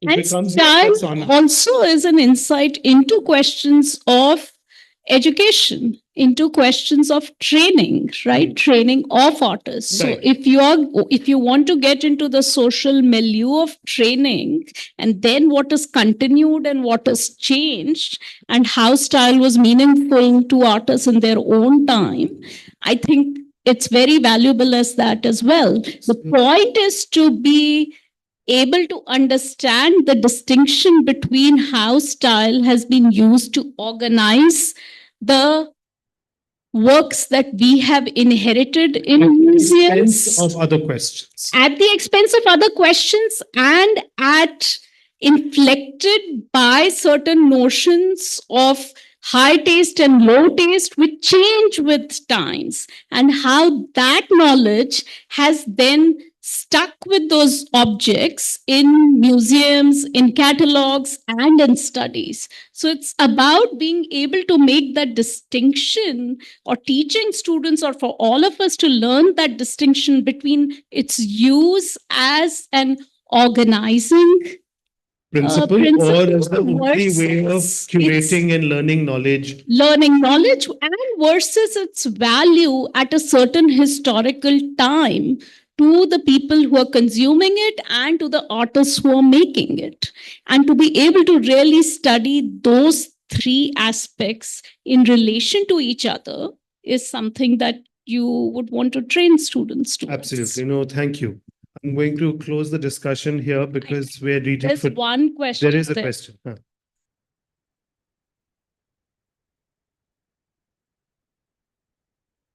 Thank you. Thank you, Deepthi. It was wonderful. It's literally like both of you wrote another PhD kind of a thing, right? Reading so many articles. But it's not a question. It's just what you've done it's like you've empowered, or rather given empowerment to the students or whoever, will be reading these books, which are very well compiled. So was that part of your thought process that, now the person who's reading, you've broken the silo, right? And you're talking about the styles and multisensorial and all. So they now understand that, okay, this is not one way of looking at it, but there are multiple perspectives. Well, I would say that was the mandate that was given by Marg. The mandate was given that they should be able to be used as a textbook or as a curriculum. And because we both were coming from teaching for 10 years. My conversations with all the editors was clearly about that. Like, how do we, with all our experience of teaching today and the problems that we are facing, how can we repackage and reposition the archive? And how can we demonstrate through this archive as to what can be done differently? What learning can we take? But that's not to disregard the old form of learning. But we are just trying to say that the old way of categorization is not the only way of categorization. There are other ways of approaching the subject which are very stimulating. And we need to be able to reach out to audiences with other ways of thinking about what we can do with all this art history. Yeah, especially. And I would just add that that is the reason we really strive to be able to situate it within a historiography of Indian painting, the kinds of markers that we are giving anybody who is reading it, but also to be thinking broadly in terms of art history as a discipline, and where these studies fit in, or where they depart, or where they bring in something that has been ignored. As you might look at the Baxendale talking about the period I, but you may not look at art historians who are in India who are talking about that same aspect. In fact, about Bijapur with the Kitabe-Norris in an article of Moti Chandra from 1959. Okay. I think that's one of the other great things about this is that replacement of the pictures. The 1951 article and the 59 article, with instead of those black and whites that came out at that time with those studies, we've now been able to reprint those studies with replacement modern color pictures. So those articles and those studies have really come back to life in a new way to be able to understand them. So that's been great. Our hosts have laid on tea for us. And there are sales tables of Marg and NID Press. So, and we'll see you all back here at 5. Okay, in 15 minutes? Yes. Okay, 15-minute break. Thank you, It's in the Dipti. foyer on the ground floor. There's a lift and there's a stairwell.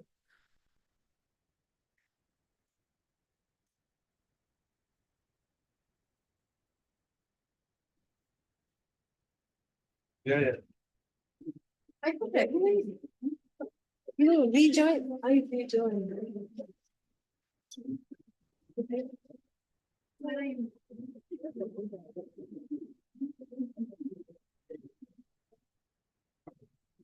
I know.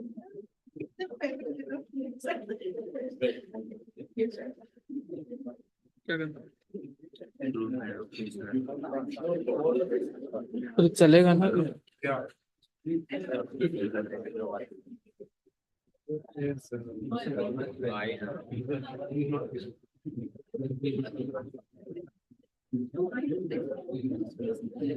કોણ હે? એ બધાને કાલે બધાની સામે તો વાત થઈ છે નીકળી ગયો તો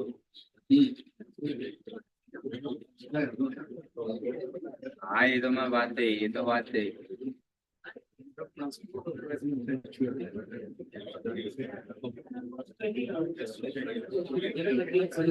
હા તો શું કરવું છે બોલ સારા લાવવા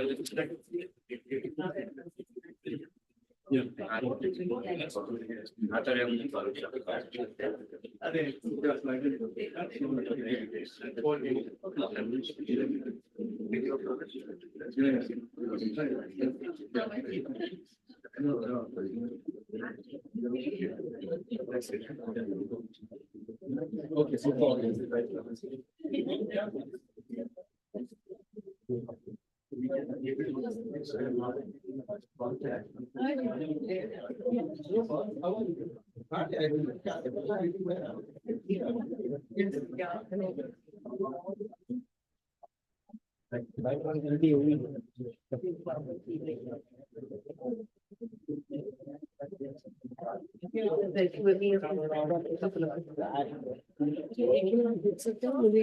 प्रेजेंटेशन फिर से फ्लिप करना है हाँ अच्छा इसके लिए Mac है yeah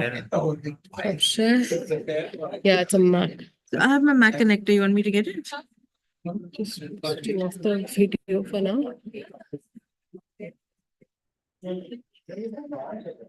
ये कौन सा है अभी The Mac connector. उसके no you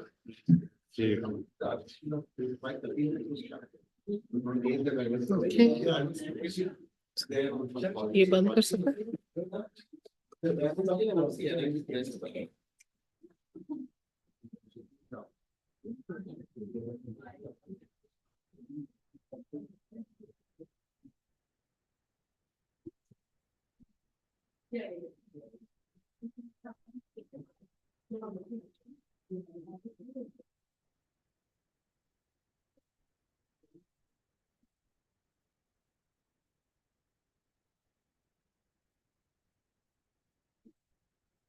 Can you see the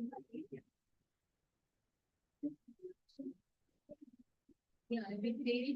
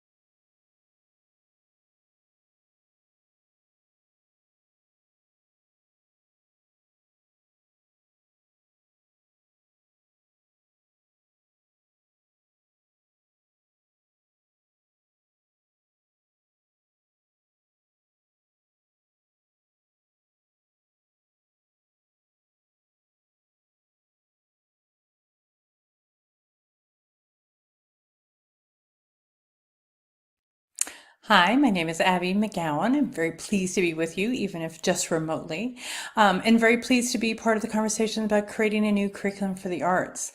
I'm also really pleased to be here to be talking about textiles and bringing textiles into that conversation to think about how and where and how and if textiles might appear as part of the canon in the study of the arts in India.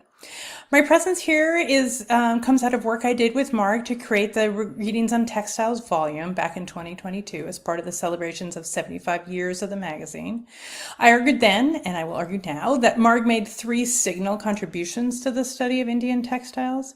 First, Marg fostered deep appreciation of India's textile geographies and histories, with early articles on not just the famous Kashmiri embroidery on the bottom left of the slide, but also Punjabi Fulkari and Bengali Kanta, less well known at the time. That attention to wide geographies helped to broaden appreciation of the wealth, diversity, and particularly of the traditions and skills and styles of Indian textiles. Second, Marg has, since its founding, worked to bridge tradition and innovation. An early article, as you see here, from K.G. Subramaniam in 1962, for instance, posed exactly this as an objective, asking how to create new things out of the old, how to create contemporary designs out of handlooms in order to reconcile past and present. This was part of a refusal on the part of the magazine to see tradition and innovation in opposition. Instead, they were constantly asking how traditions had always been in development, how they could adapt to the present in new and compelling ways. That meant, among other things, regular attention then to those who were doing this work in couture, focusing on the ways in which transformational designers like Ritu Kumar and Rahul Mishra in embroidery, or Rahul Jain in minikar weaving, as you see on the right, were working to do new things within existing categories of work.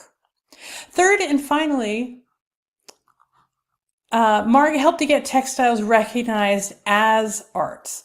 Titles of Kamala Devi Chattopadhyay articles from the early days of the magazine show this directly.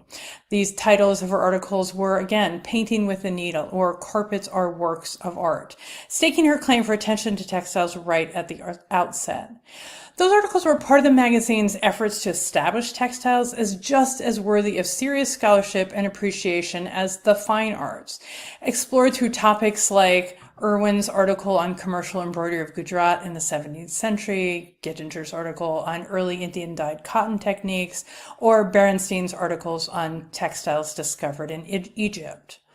These are articles that appeared on the same pages of those on painting, on architecture and sculpture, establishing parity to those more familiar subjects. It's that attention to textiles as art that I want to highlight as a contribution to the conversation today. For all the good scholarship there is on textiles, and there's lots, it doesn't always find a secure home in the art curriculum, which again is more comfortable with sculptures and painting and architecture. So part of what I want to do is to argue for a place of textiles among the arts as a topic worthy of study, as central to the art curriculum, not just for designers looking for inspiration and for historical roots, but as a way into the past, a way of understanding aesthetic practices and achievements taken on its own terms. That's the inclusionary side of what I'm doing. I want textiles brought into the fold, so to speak, to have a seat at the table. But if I want textiles to be considered as art, I also want to use textiles to rethink the category of art, to encourage us to think not about art as a singular thing, but the arts as a pluralistic category with room for both extraordinary objects of contemplation, but also everyday objects of use, more mundane things. Centering textiles allows us to think about that pluralistic category, but also to bring new approaches and questions to the fore. As you'll see in what follows, centering textiles means turning our attention away from genius producers and towards a focus on products in context. Indeed, studying textiles involves asking questions about the technologies of production, about how different tapestries developed for cotton weaving in Andhra Pradesh on the left or twill tapestry weaving in Kashmir on the right came to be.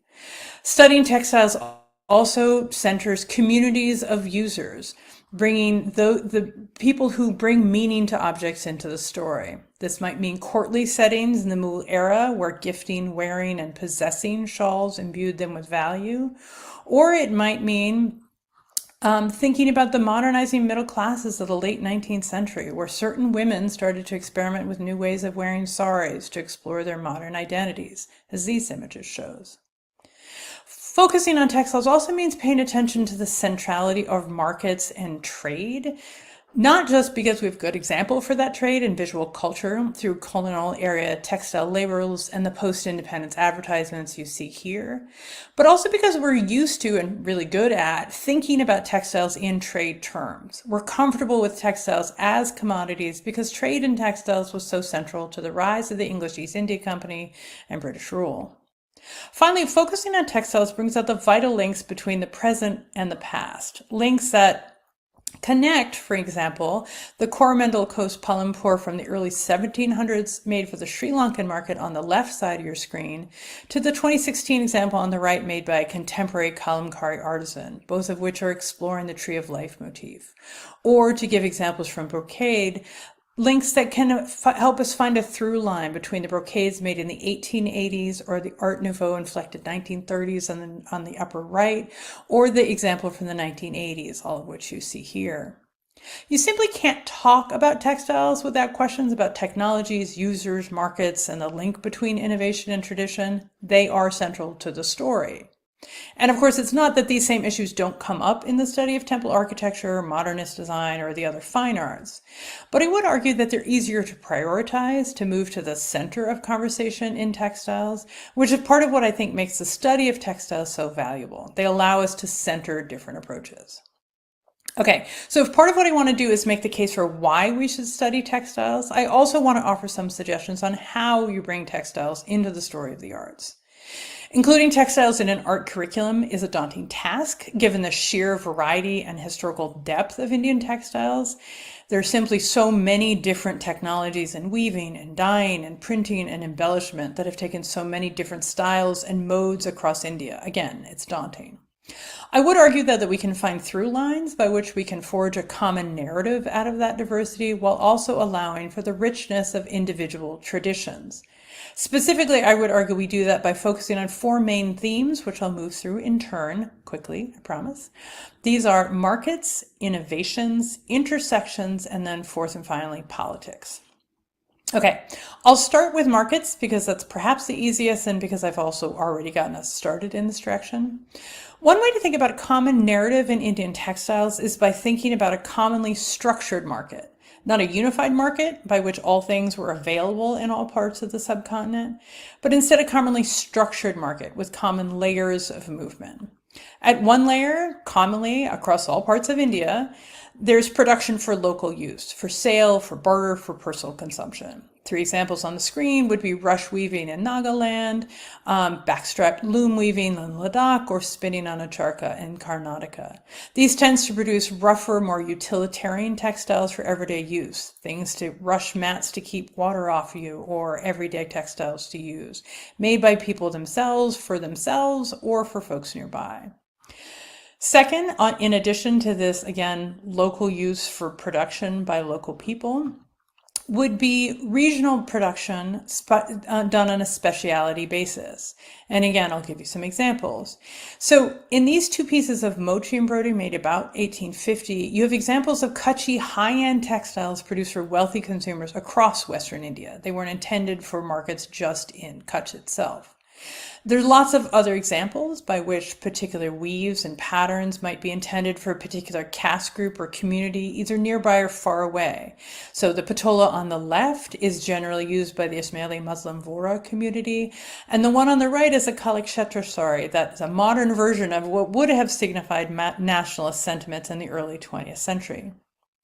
Third and finally, you have specialized production for farther afield markets, overseas.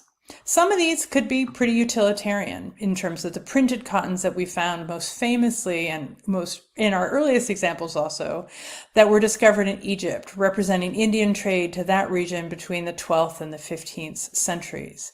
These are examples that in the examples you have on the screen go from the very simple plain patterned single colored on the left to the much more intricately patterned and many different dyes involved in the bottom right. So again, if these are textiles that link India to markets in Egypt and the Near East, We also have, going the wrong direction. We also have finer and more elaborate textiles. These, for example, were patola silk weaves that were made for markets in Southeast Asia. These were textiles that were highly prized in the courts and used for ritual purposes.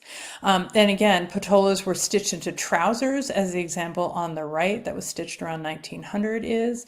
And then the left detail and then the large, which is a section of the large garment across the top, is a shoulder cloth that would have been woven in Gujarat specifically for the demands of the Indonesian market.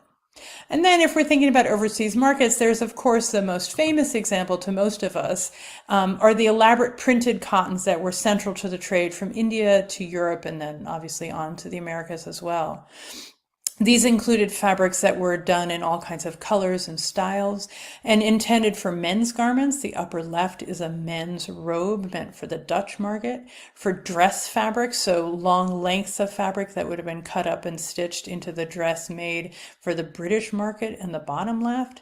And then the large sets of fabric that would have come as a complete whole. So there's a printed bed cover, there's a wall hanging behind, and then curtain fabrics that would have been stitched up for the bed on the right. These were all, if we're thinking about regional and global markets, there's several distinguishing features of them. First they were differentiated. So if we go back to this mochi example again, these are intended, the fabric on the top and the bottom are for different purposes. The top would have been stitched for a skirt. And you can see that the top is left undecorated, so that would have been where the waistband would have been, and the bottom border would have been at the feet.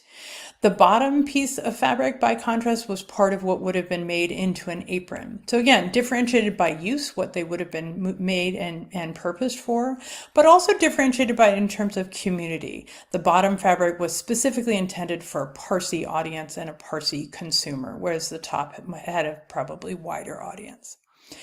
If these were markets that were differentiated, these were also markets that were mediated. Indian block printers didn't travel to what is now Egypt or later to Europe to investigate their markets, but instead they relied on complex strings of merchants and intermediaries to communicate what was needed and then gather and move goods to consumers. Goods that were, again, highly variegated in terms of colors, patterns, and the possible uses they would have been put to.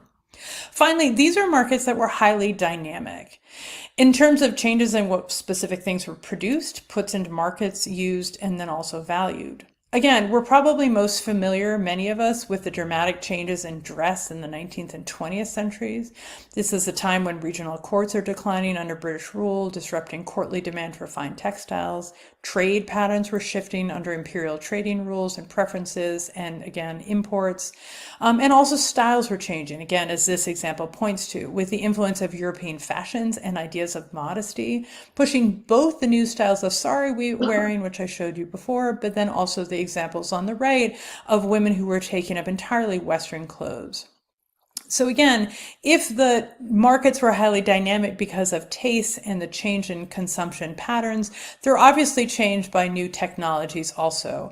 And this is most famously and politically the introduction of industrial mill cloths, which pushed handlooms out of many markets, offering cheaper goods in brighter colors and new combinations, both from European mills, whose labels you see on the left, as well as from the emerging Indian textile mill industry, whose labels are on the right, from Bombay and Ahmedabad mills in particular.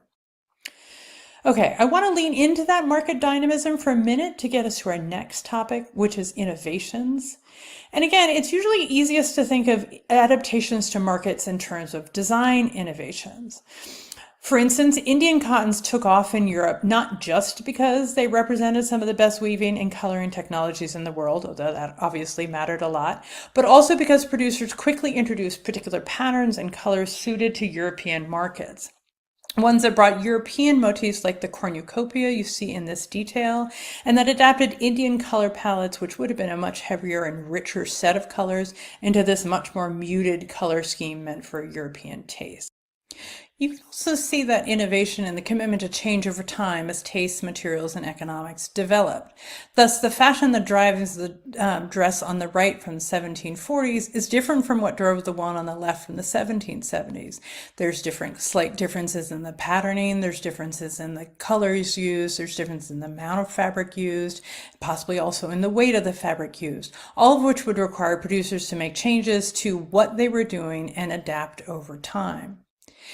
These adaptations, of course, were not just to changing European tastes, but also addressed consumers in other areas. So again, just as Patola weavers were developing designs suited to tastes in Southeast Asia and adapting what they would have made for producers and consumers rather in Gujarat in Western India, other people adapted to the changing demand for patola in Southeast Asia. So here's an example of a cotton fabric that was actually printed with patola-looking designs, meant for the Southeast Asian market in order to capture folks who couldn't afford the authentic patola woven in silk. So again, innovation in products trying to chase markets and changing tastes far overseas.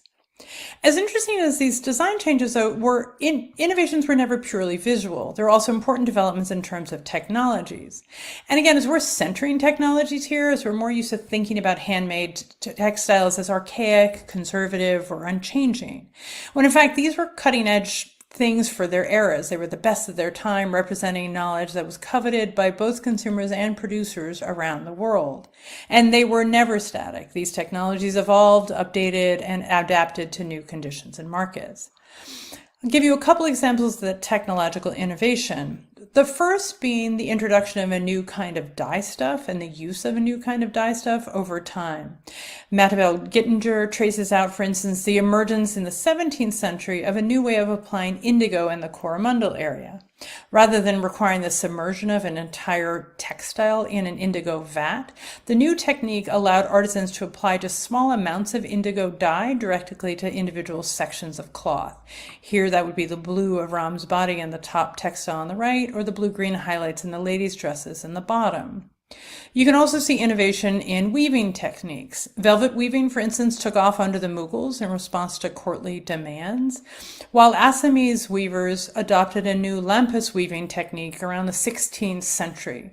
This was closely associated with Vaishnavite devotional practice, as you can see from the Krishna imagery in the textile on the right. And again, rose in the 16th century and then disappeared and died out again by the 19th century. Again, further innovation of a different kind. Okay, these two examples then bring us to the next theme, which is intersections. Innovations in designs or dyes didn't happen independently as a series of entirely separate strands of development, but instead they emerged out of complex intersections within South Asia from one region to another, but also connecting South Asia out to the wider world. Movements of people are probably the most obvious part of this intersection. If we think about the traders who might have been moving in this Arab dhow that we have pictured from, early print republished in 1883, the idea that the traders who are moving back and forth are bringing ideas and they're helping to connect physically and materially people from one place to the other. But artisans themselves were also in motion and moving. Artisans moved from one town to another in search of patronage. Artisans moved from one area to the other as conditions changed. Both traders and artisans brought new ideas with them when they moved. They brought techniques. Again, the velvet weaving I was just mentioning that grew popular under the Mughals came largely from Persia. Lampas weaving that came to Assam was likely learned from weavers in Bengal.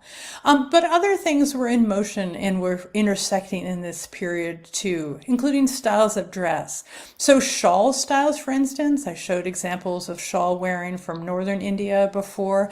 These also traveled very thoroughly across South India. So the examples of Abhijapur, Kotipur, or the ruler of Golconda on the right shows the ways in which shawl sort of strategies and styles that were popular in North India are traveling across the subcontinent. Aside from moving geographically through space, ideas also moved as well.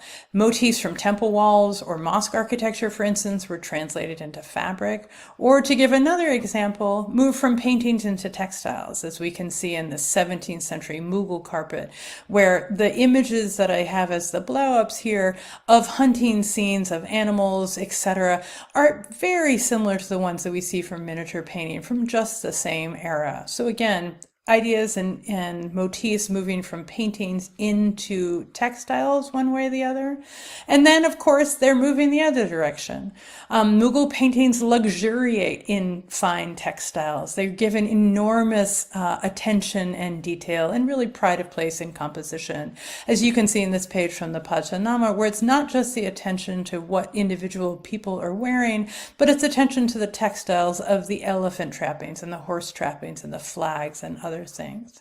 And then finally, bringing it full circle, fabrics themselves display more fabrics. So this is a rumal from the Coromandel Coast from the 17th century with the inset on the right, showing the way in which the textile shows people wearing textiles and the diversity of textiles that might have displayed sort of princely authority or courtly life, etc.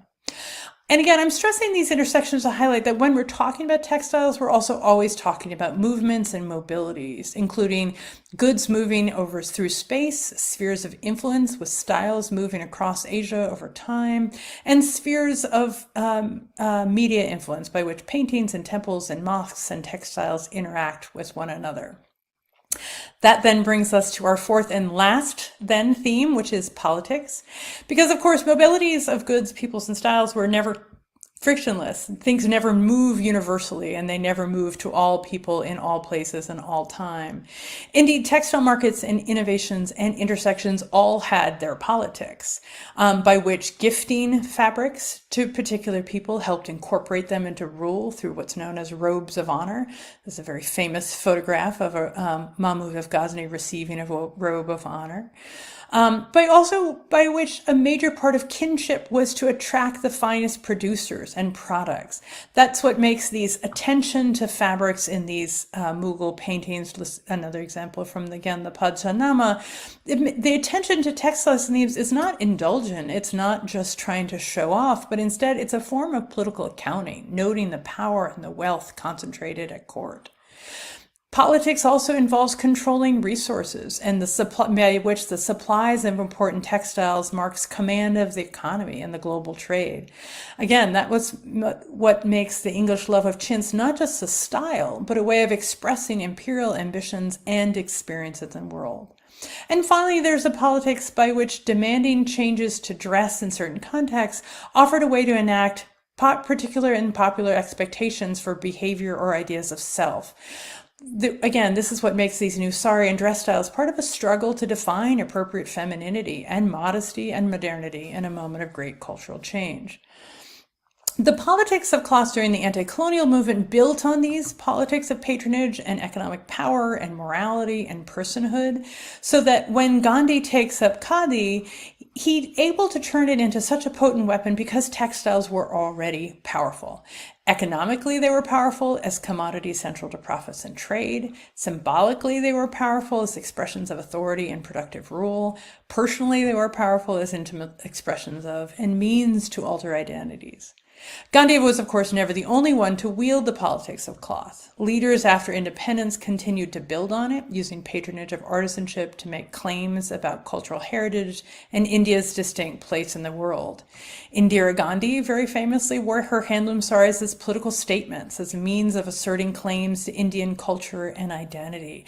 And she wore them around the world. She wore them in her meetings with statespeople. She wore them in order to, again, display that sense of what it meant for her to be Indian.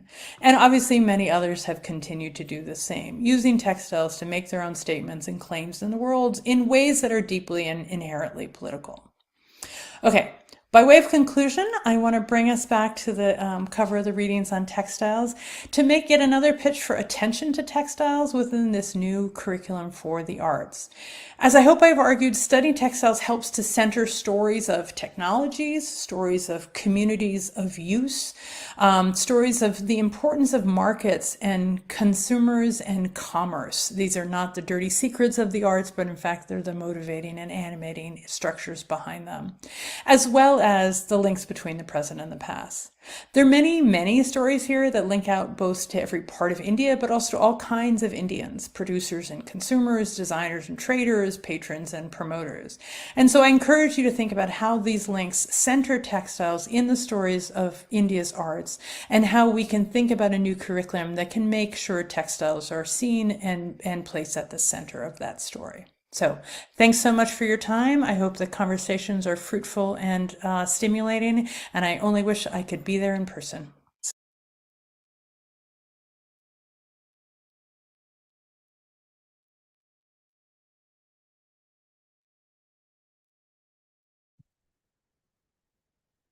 Thank you. Abigail has done such a masterly job of summarizing a complex subject and making a plea for it. I'm sorry she's not here to discuss it with us in person, but Mayank Mansingh Kaul has been a great supporter of us, of our work at Marg, and has been a bridge to NID as well in more recent times. So I'm very happy that he's here with us today. Mayank, please come and join us. Mayank, as many of you know, is based in Delhi and is one of our leading curators in the field of Indian textiles, who's been doing lots of projects, lots of exhibitions, some in Delhi, but all over the country now, and has been doing workshops as well and teaching on the subject. And so it's really very nice that you're here, because I think the kind of experience that you've been gathering now, not just through your initial education and training, but as to what you've been actually doing with collections and seeing them and positioning them. So it's really nice that you're here, and I'm not going to read out all these things that have been given to me, which list all the wonderful projects and all that you've been doing for the past 10 years. So I'm going to skip over this very illustrious list of superb venues and places that he's been working at. But I wanted you to respond to really, what do you think of the way in which Abigail has tried to partition the subject of Indian textiles? Do you think this is a useful way to make a compelling case for teaching textiles in India? Firstly, thank you, Naman and Marg and NID for having me. It's really nice to be here after several years. I think, certainly, I think all of us, most of us in the field have received this volume with great joy and enthusiasm. The themes that she discussed, politics, which brings in questions of patronage, among other sort of discussion points. You have intersections where she talks about influences, styles, aesthetics, which is something that we always look at.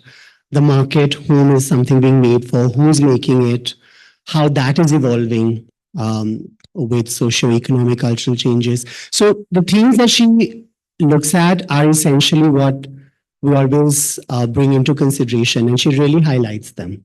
I think she does this very, very cleverly by not following a typical chronological approach, which could have been very easy.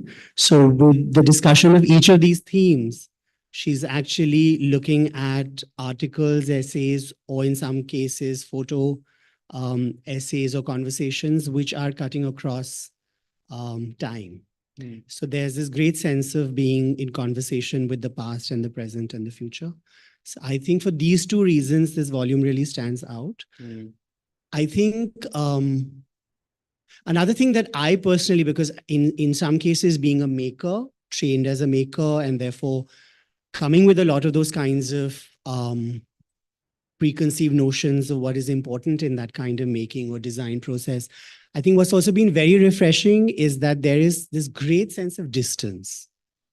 So she's clearly in command, as we saw in the presentation of the subject, but there's also this refreshing distance, which I think contrasts with several of Marg's earlier volumes edited by mainly practitioners. So whether you have someone like Laila Tyabji who talks about, who's essentially someone who led a marketing kind of direction in craft, or you have Jasleen Dhamija who was involved with revival in the post-independence period, or even the issue that I worked on, which Janet Rizvi's, Monisha Ahmed and Janet, both of whom are, continuing to observe how textiles in Kashmir and the Ladakh and the broader Himalayan region are actually transforming as we speak.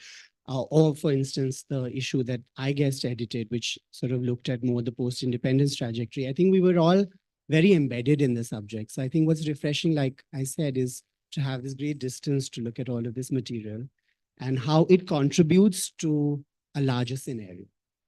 Yeah, the larger picture. So I think, what she says is that she conducts one narrative, which is through her introductions. And she brings up these subjects about markets, which can be local, regional, and global. And as she said, that these are commodities of, these are not just commodities, but they're also talking about communities that will use these objects. And talking about the lives of those communities and how they're engaging with these textiles. The textile design is as much about dealing with the communities that you're responding to and how the textile is going to be part of their lives. Then she's talking about the technologies of production. And she said the technologies could be about literally the technique, but the hundreds of techniques, the hundreds of dyes, the hundreds of styles of weaving, and the regions of weaving. And that's another subtext in this volume. So, if there could have been 100 beautiful double ikat weave examples, but we chose the one. And we don't even necessarily have an article, but we let the photo do the job because we know that there was another sociological aspect that could have been talked about in terms of world trade, and that world trade and the importance of positioning migration histories and anthropological histories and trade histories could not be done through anything else better than the double ikat weave. So we utilize that in the curriculum setting up, not because we didn't believe that Patola didn't deserve 10 more pages of discussion, but there were choices that had to be made. So sometimes, although we did have an article on Shilpa Shah's article on Patola in this volume, and a great article it is too, but what I'm trying to say is for many cases, we dealt with types of dyes or techniques through the illustration by including it, even if we didn't have a specific article on those techniques and styles or dyes. The other thing that I loved is that she made that wonderful remark about the self-referentiality of textiles. Textiles talk about textiles. And I thought that was very charming because it's a textile maker who knows about making and techniques, who wants to show within the textile what making and techniques are like. Now, these days, as textile designers, we get so excited with learning about technique that sometimes we want to talk about the technique through the making of the textile itself. So we deliberately add extra yarn somewhere to be able to take advantage of the warping of the textile that will happen to create the textures that we will, because we know the loom will do certain things. But that's our joy in the technique was also their joy in the technique 300 years ago, 700 years ago, whatever they were doing. So there's a certain self-referentiality. And that takes something to an art form status, no? Because it's no longer being made only for the sake of the market in that way. There is a certain joy of the making for the pleasure of the making, because that kind of self-referential workmanship, it's taking it into an art form where the artist is doing that. So I thought that was a very charming inclusion. As a historian, to be able to position the material, as you said, with distance and look at the importance of textile as a medium, as a source material in the social sciences and in the arts and in economic history, vocational purposes. So I think those are the kind of issues that we hoped to bring out through this very slim volume on readings on textiles, all the different kinds of ways in which textiles can be used.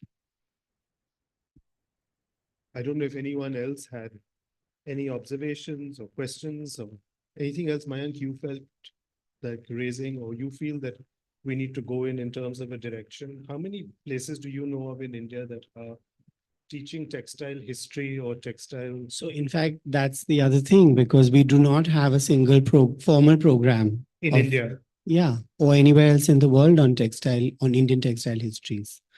So in that scenario, the Marg volume also comes at a time where it proposes certain ideas, but also can be used as a way to think about this further. I mean, we're at NID where making constituted a form of research. Right. So I think it also brings up the larger question of what is research in the realm of Indian textiles? To what extent does technicality, understanding of the material come into an appreciation and the pedagogy? I mean, very, very simple example from live cases. I'm looking at two projects where we're looking at the Deccan textiles and Bengal textiles, and we've encountered the finest of muslin, which looks like it could belong to both. But only when you actually study them very, very carefully Can you tell the difference? can you tell the difference. And it allows for such textiles to be studied extensively by several practitioners or researchers or scholars to actually come to that discussion on what constitutes the difference, right? So I think that the volume can also become a very good sort of beginning for how do we think about research and pedagogy at a time where no such formal program exists in India. Yeah. So I think this question that you've just raised happens in all the volumes. Everyone is confronted with this question: how much immersion in practice do we need before we can start theorizing and before you can take these sideways looks at the subject through social science or through some other approach? I mean, one of the things that I think we're not, for instance, burdened with, which, one can see through your presentation or even Deepti's, is that except for the international auction market of textiles, where things have become very rigid about Islamic or Buddhist, we're not really that obsessed with those kinds of, lenses, which is interesting. So I think there's, in that sense, what we may call a kind of self-referential approach could also be seen as the possibility to create a sovereignty for textiles. So yes, there needs to be a relationship and an understanding and a broader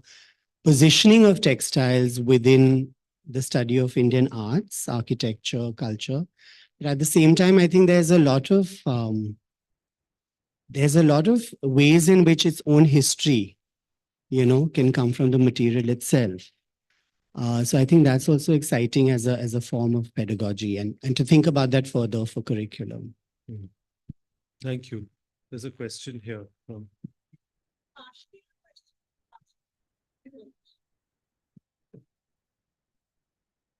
Means one thing which I guess I'm realizing or re-realizing about the readers as a whole is that Marg, or you selected everybody who's teaching and who's in the academic space to be editing these readers. So I'm sure that is deliberate, but it's something that I think comes to the fore with different mediums.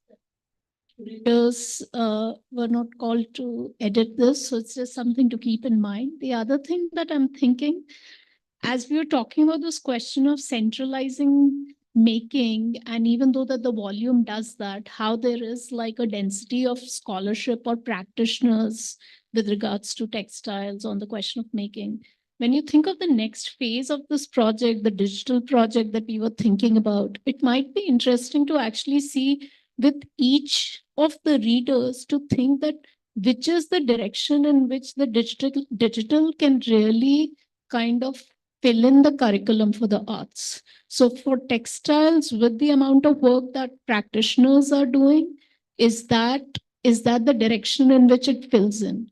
With painting, is it a question of thinking about present making, or is it about like the dispersal of the archive and thinking about questions of provenance?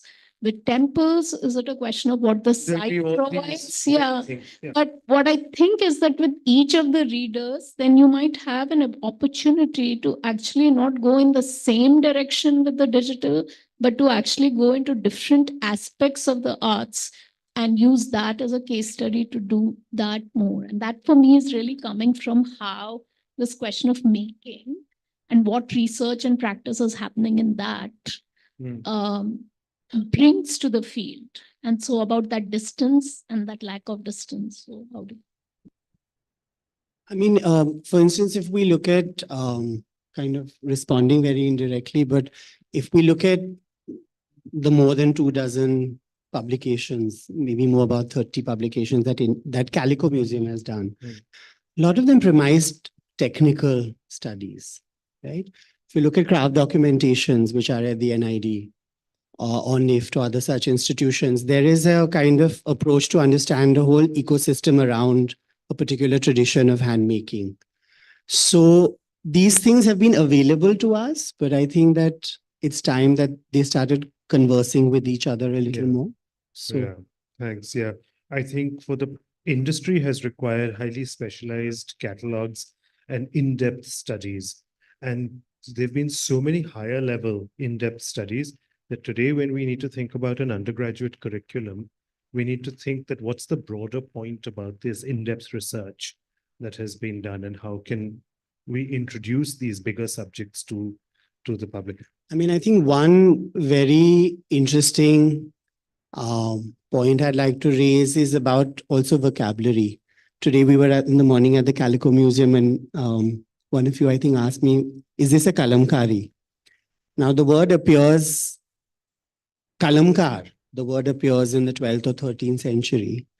And then you have, after a very long time, you have, and it's not clear what that means. And then you have Nelly Sechna's book on kalamkari, where she places a block printed pattern on the cover. Today, our understanding of kalamkari is actually hand painting, right? And there is this interesting point where Marg does homage to kalamkari after Nelly Sechna's suggestion.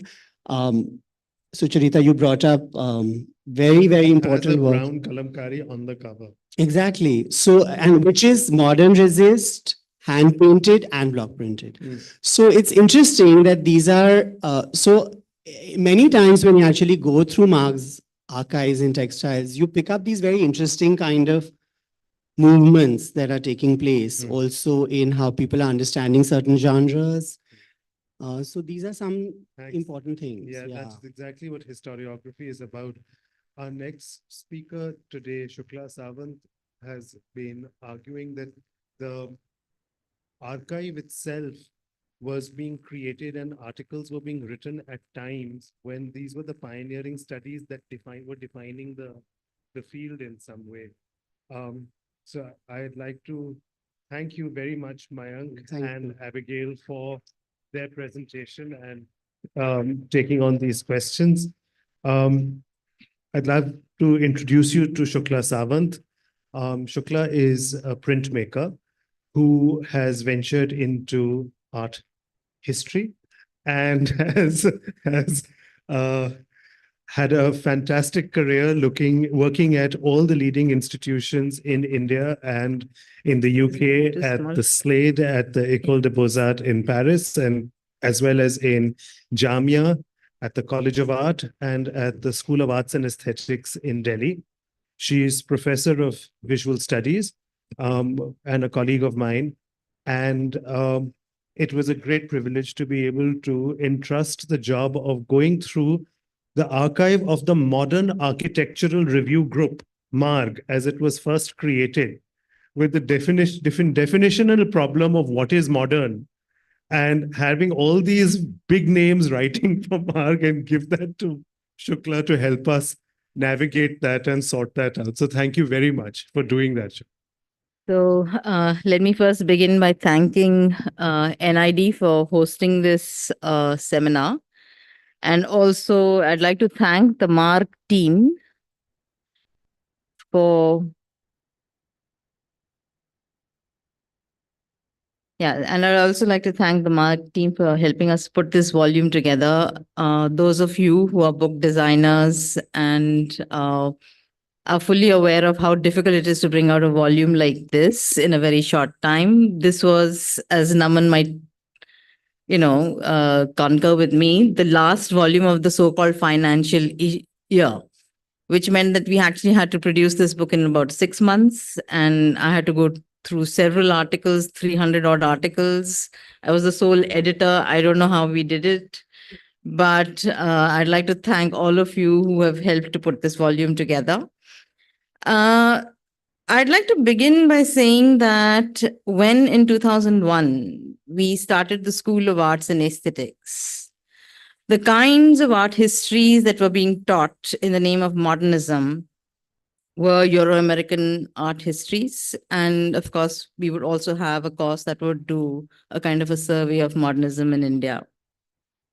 And in 2001, too, surprisingly, there was a different kind of an engagement regarding modernism that was emerging. Scholars like John Clark had just produced a volume called Modern Asian Art.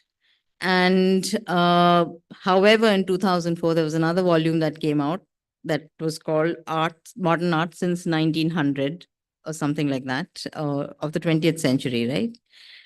And that book did not have any reference to art practices outside of the Euro-American trajectory, except for a brief reference to Mexican modernism and some reference to art practices from across the Iron Curtain, which had been ignored all these years, art of Eastern Europe, modern art from East Europe.